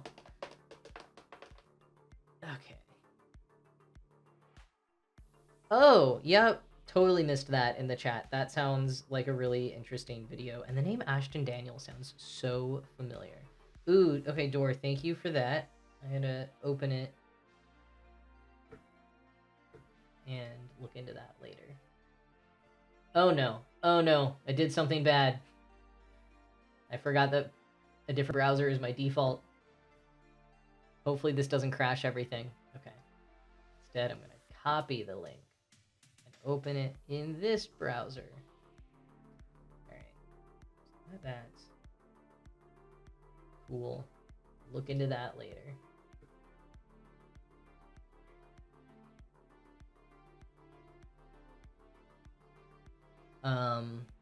Yeah, it's interesting how academia can be very behind on some things, and I think, ahead of the mainstream in other ways, and maybe that's part of why, like, maybe we have higher expectations for it in some cases, and so then when it falls short of that, it's extra annoying.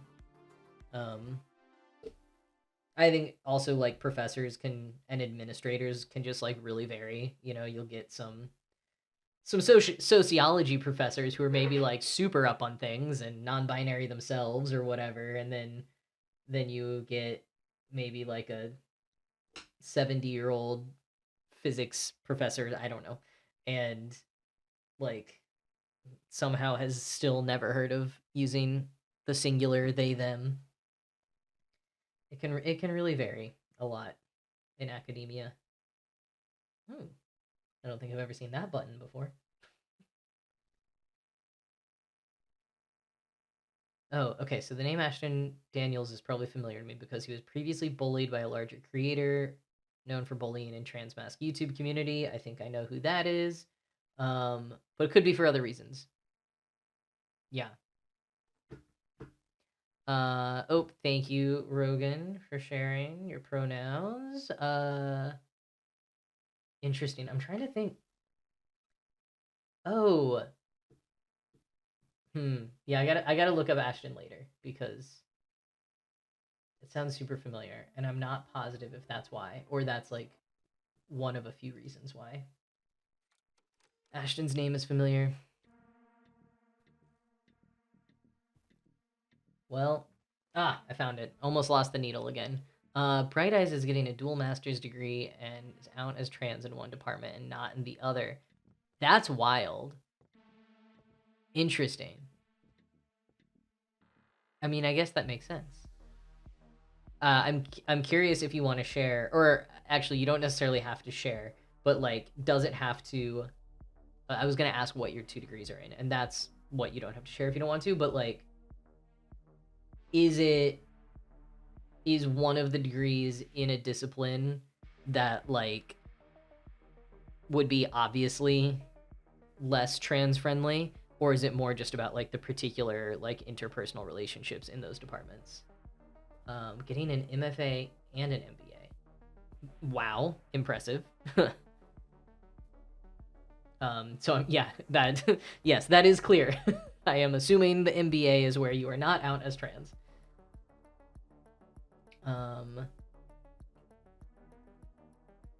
It is a critical psychology professor who refused your academic accommodations. Oh, I'm really sorry, Bill Nye. That is like wild. Oh yeah, so for British folks, an MBA is a master's of business, and an MFA is a master's in fine arts.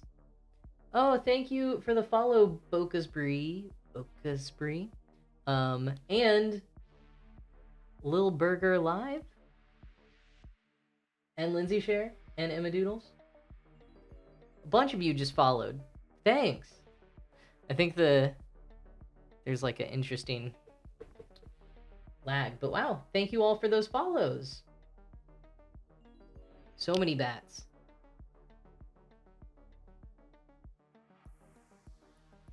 I feel like a bunch of you must have just come in, so I'm like, did someone raid me? But also, I feel like I'd get a notification if that happened. Does this mean a new color next week for the warm-up? It depends how many. So let's see. I think we're up to 5 followers since the stream started. We need to get more than 5 more, because I think we were in the 5 to 10 range for the color. But thank you all for those follows. That was very fun. So many bats on the screen. Oh, you just noticed my pumpkin shirt. Pumpkin there. And I don't know how well any of you can see it, but that is like a countdown to the days to Halloween that my mom sent me as a surprise. Thank you, Bell Nye, for crossing your fingers for more than 10 followers. We can do a different color. But I think it'll be a color we've done before. The first few times we had a lot of growth because it was a brand new thing, and people who know me from elsewhere were following. Oh, well, thank you, Lil Burger Live, and Starry Ari. Gave you a shout out earlier. Thanks for subscribing a little bit. I don't know how to turn my raids on, but thank you for joining, those of you who did, and for following those of you who did. Where did you come from?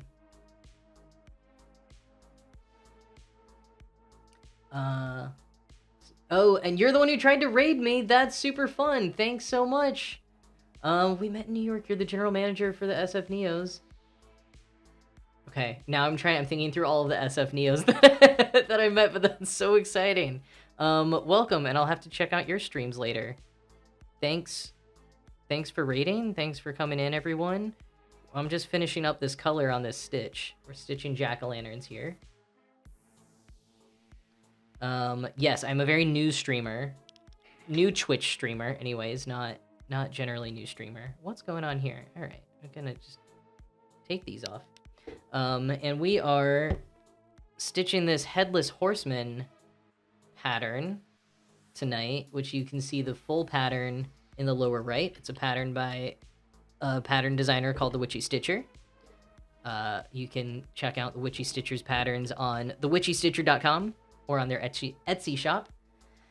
Also, I just noticed that I can see the moon through the window, and it's big and beautiful. It's mostly covered by a tree, so I actually can't super see it. But that makes it even kind of more Halloween-y to have a tree in front of it. Oh, Lindsay, you know me from Willet Waffle. We got some Willet Waffle emotes that or maybe just one for the follower level, but got some Willet Waffle emotes for OGs like you.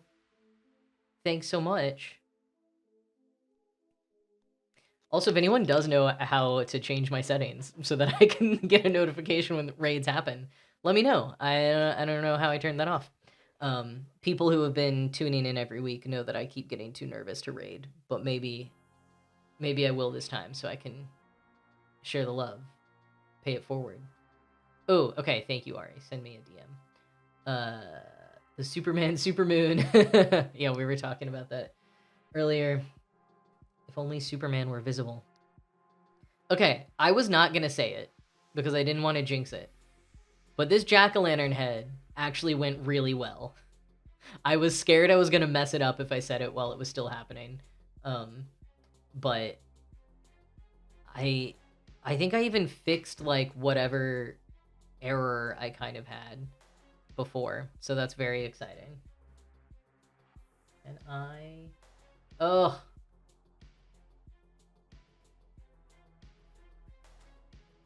was trying to snooze the ad before it happened and I just missed it. That's okay.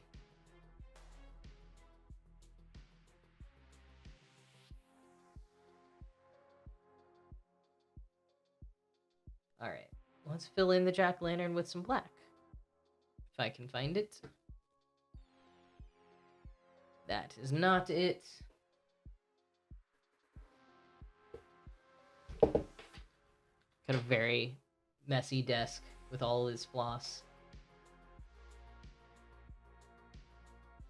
Ooh, middle of a storm door. I mean, that's very spooky too, to be in the middle of a storm. Ooh.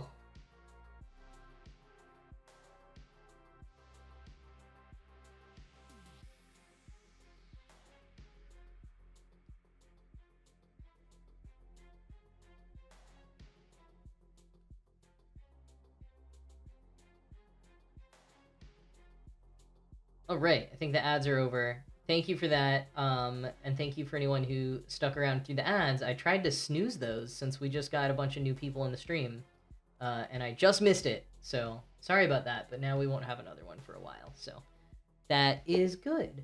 We're just about to fill in the black part of this jack-o'-lantern face.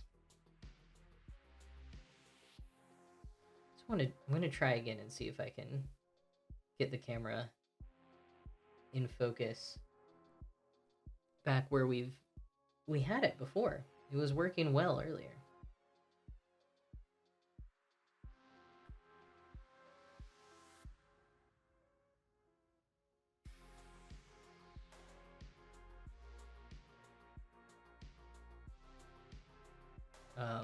Wait, so have we...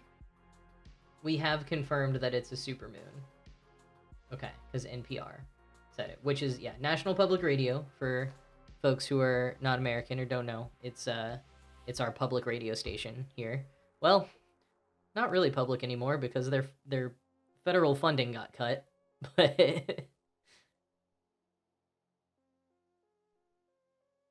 yeah, this is it's weird that it won't focus all the way anymore. It might be partially to do with me. I had to adjust the resolution so OBS didn't crash this week, which I guess is good. It's good to not crash. But it would also be nice if the camera were, like, better in focus. Or closer. We were so close with the other pattern. Alright. That's about as good as it's gonna get right now. Okay. Yeah, I feel like my moon is not super tonight. It has been very bright. It has not been very large, is what I'll say.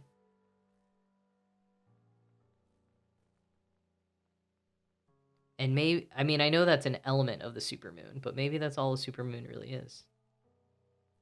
Is bright, not large. I don't think that's true. Supermoons and all kinds of the different names and stuff for moons is another thing that I covered on the podcast a lot.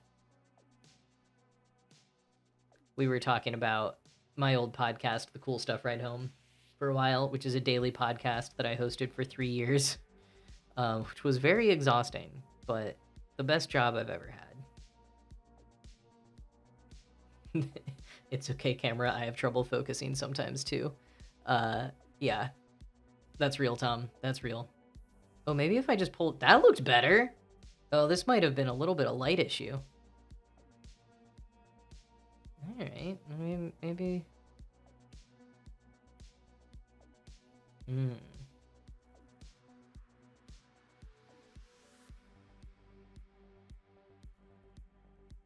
Okay, not completely.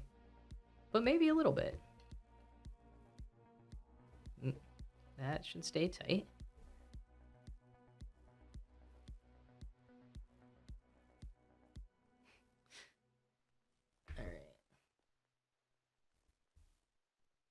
Alright. Door, my favorite moon is also the harvest moon, which might in part just be because of the song.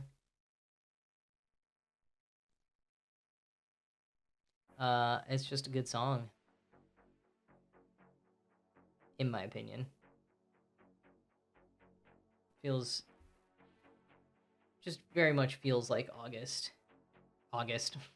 Fall. Autumn. Autumn is the word I was trying to say. Yeah, there's a song by... Well... Okay, so there's a famous version by... Neil Simon? Someone like Neil Simon? That's more from, like, the 70s or something. But I think the song predates that, because I heard a much older version of it recently, unless it was one of those fake older things, which is entirely possible.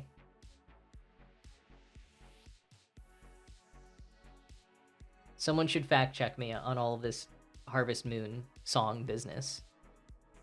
I mean, I don't know what kind of music you like, Dor, but if you like the Harvest Moon, then I feel like you would enjoy a song by it, no matter the genre.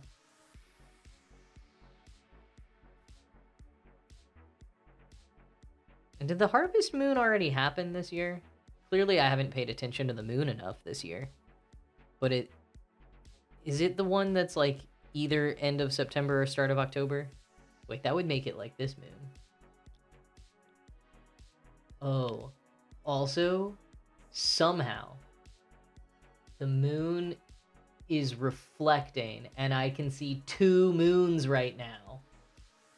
Wow. Anyone else got 2 moons? Is this a reflection, or is this like aliens or something? Because I have 2 moons now in the sky. That's great. Um, Door, that is the main reason that I like the Harvest Moon as well, because I just love harvest time, harvest festivals.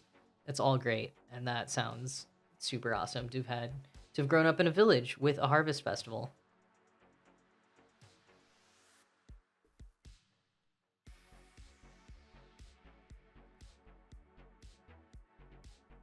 October's full harvest moon is a super moon. Okay, this is the harvest moon. Well, it is definitely bright.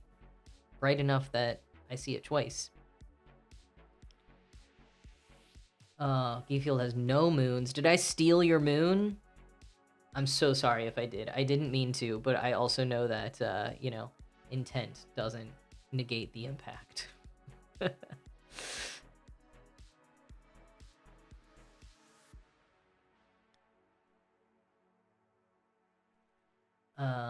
Now is my love language. Says you started paying more attention to the moon since trying to photograph the moon eclipse last month. That's very cool. And yeah, photographing the moon is very very difficult. So I can see how that would lead you to learning a lot more both about the moon and about photography. Okay, Bell Nye says harvest moon is usually around Canadian Thanksgiving, which is November 1st, right? So would the harvest moon usually be like, if we were thinking it was October, maybe it's late October?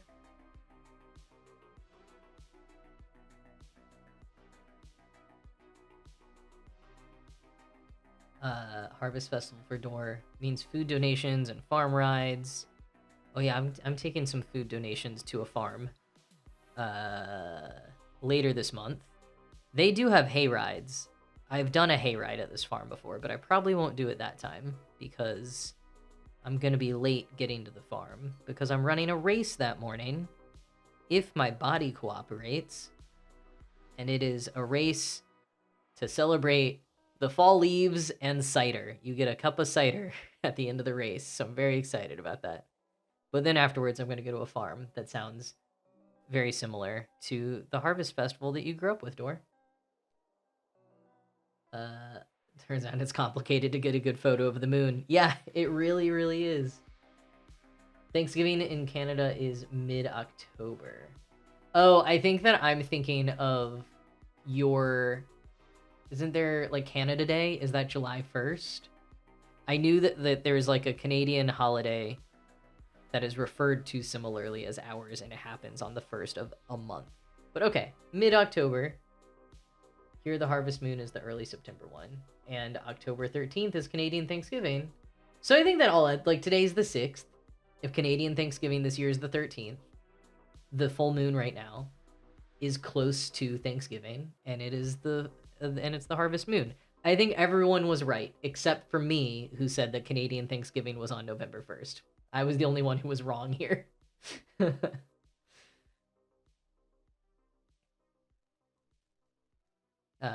And at your village's harvest festival, the primary school puts on a play and then do a fete, like a party. Is that what fete means? That's what it means in French, to go back to our French and English being similar conversation.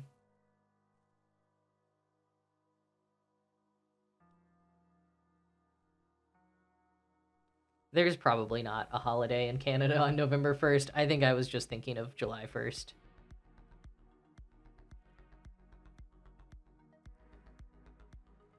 All right, I think I want to finish this jack-o'-lantern's face, and then we'll probably call it a night. But it'll take a good few more minutes to get there.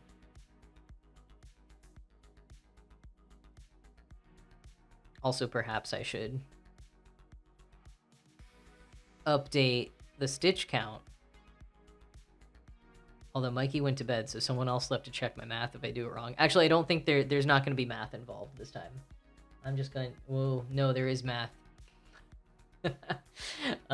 It's easy enough math, though. Oh.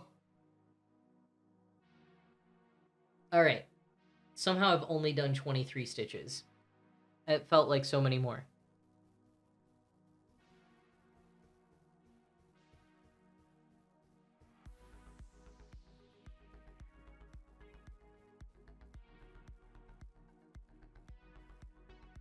Oh, November 1st is a holiday in Germany. Well, there you go. What holiday?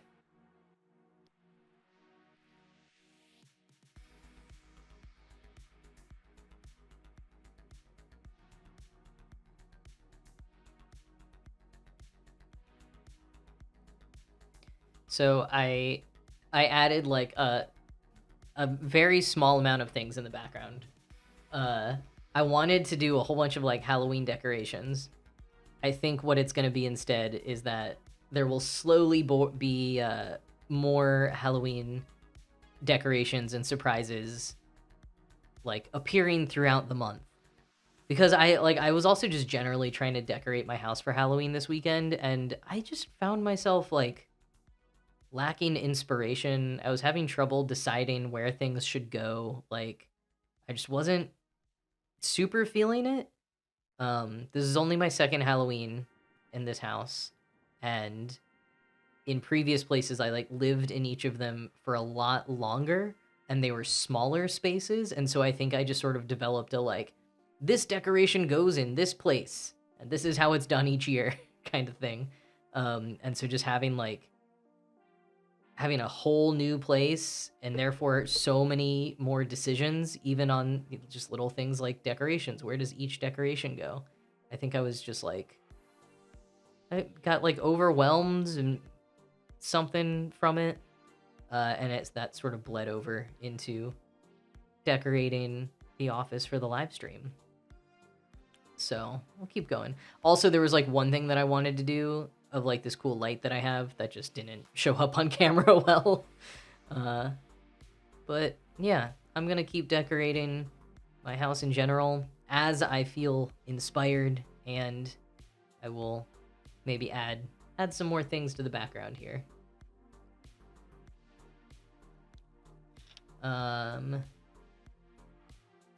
By the end of the month, there'll be a solid wall of orange behind me. I mean, that's the thing too, is like this room is already very like autumnal themed colors. So a lot of the orange just like bleeds into the background and stuff. Let's see. Allerhelgen, All Saints in English. Ooh, repurposing a pea trellis into a ghost scarecrow. I mean, that's very cool, and what a great way to reuse like gardening stuff at the end of the growing season. I love that. If you were asking me, Bill Nye, if I get trick-or-treating in my area, I definitely do. I wasn't really sure last year because it was the first time, but I had one of those experiences of like having to go buy more candy halfway through the night. I realized that I think I've ended up in a subdivision that is one of the subdivisions where like kids from other neighborhoods get driven to this neighborhood to go trick-or-treating. It's not like the rich neighborhood. Like if I were a kid getting driven to another neighborhood, I know what neighborhood I would be telling my parents, no, I bet they give out the full-size candy bars. That's not what this neighborhood is, but it is like, I think it's just like a safer one to kind of like walk around. Just like wide streets kind of stuff. So yeah, it turns out it is a popular trick-or-treating place. And that was so fun because I spent 14 years in New York City, and kids trick-or-treat more at like bodegas and bars and restaurants. Some of them will sometimes go to like, well, I guess if you live in a bigger apartment building, that happens, like inside trick-or-treating. But yeah, in Queens, it was mostly that you would kind of go to like the main street, like the high street, and all the businesses are like prepared and have candy to hand out. Like I frequently hosted trivia on Halloween night, and like I would see, at least at the beginning of the night, the bartenders like handing out candy to the kids who stopped by, which is a like fun urban living experience. I'm talking about All Souls Day and Dia de los Muertos happening. Oh, and Bonfire Night and All Saints Day. See, there's so many like fun, great holidays this time of year.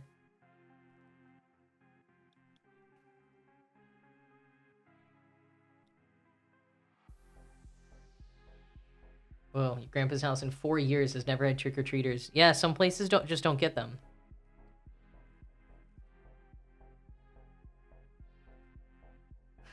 gave kids the choice of radishes for trick-or-treating and kids picked them. I actually love that. Like, you know, that could be the trick in trick-or-treat. Also, I mean, radishes are tiny, but like one of the histories of jack-o'-lanterns is that people used to carve into turnips instead of large squashes. So I feel like there's some kind of resonance there.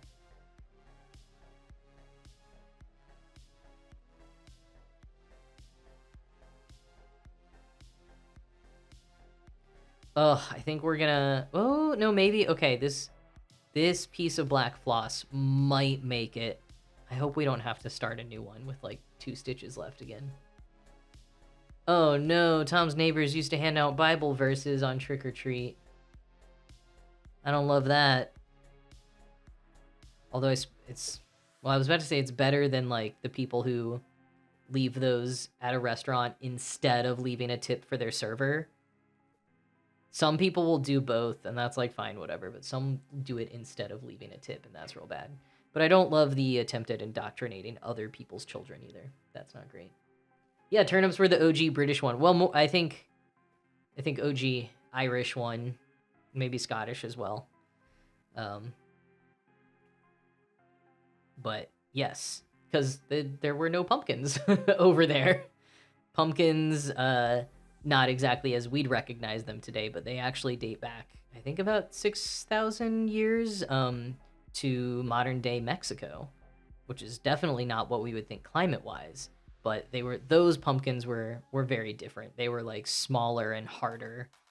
And then they developed in many, many ways and many species of pumpkin over the years. But that was certainly a thing that only spread back to Europe after colonization. Oh, yes. So, Door, yes.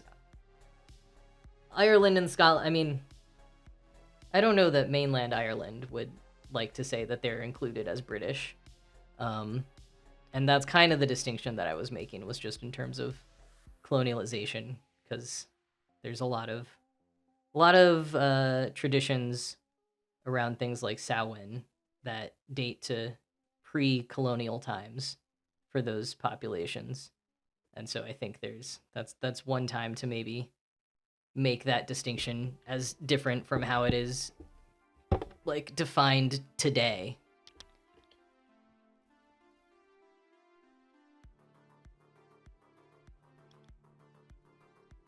Carving turnips is... Yeah, like, I'm so impressed that that is a thing that people used to do and that some people still do, of, like, carving turnips, because I tried carving a butternut squash one time, and it was so hard.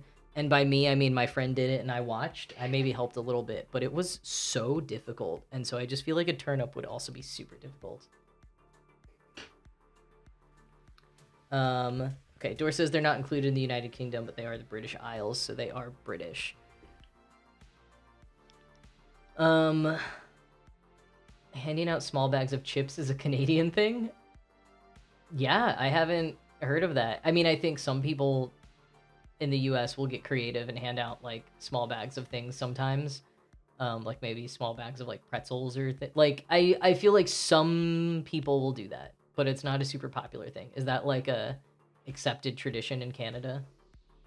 Foxco has gotten pretzels before. Yeah, I feel like I've seen like there, you can buy like branded treat bags that might have pretzels or things.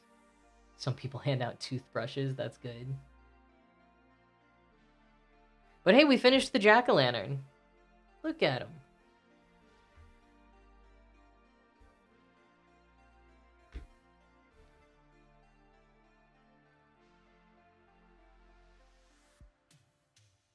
We got, I think, only one more jack-o'-lantern face, but we got a lot of... We gotta finish the horse. We got the whole horse's butt left to do, and all the writing.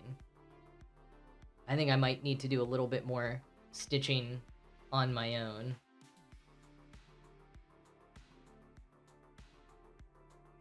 Wow, but that's how it's going so far. Oh, Dor's grandpa handed out produce. But from his garden, that's fun.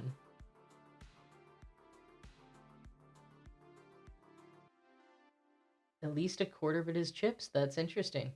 Okay, Rogan neighborhood where they grew up was like the moneyed area, and a lot of them would give out full size candies, not minis. Yeah, that's what I was saying. Of like, I know the area around here where I've driven through, and I'm like, I bet they give out full size candy bars. That is not where I live.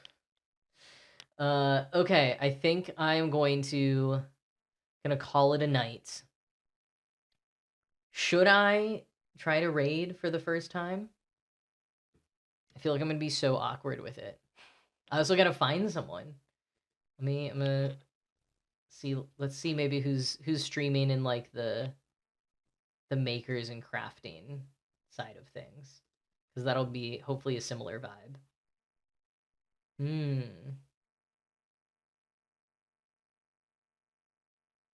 Oh, this looks like maybe another cross stitcher. Oh, but they're 18 plus, so we won't do that. I know I don't have. We got to come up with a raid message. Yeah. Anyone have an idea for a raid message? Hmm. Oh, we got. Let's see. Yeah. See, like ideally, I think I would like to have like watched someone that I'm raiding before I do it, and I've been watching a lot of different like crafters on Twitch, but I don't see any of them live right now of the ones that I like subscribe to.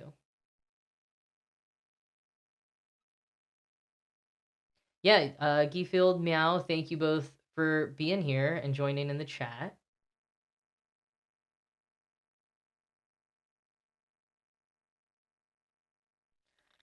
Hmm. Yeah, Tom, I was definitely like trying to find like LGBT included in the tag. I don't know. I think I might get cold feet again and wait till next time. Also, if I apparently had some setting turned off when Ari tried to raid me, I might need to look into all of that. That actually just occurred to me as the more legitimate excuse than just being nervous. um,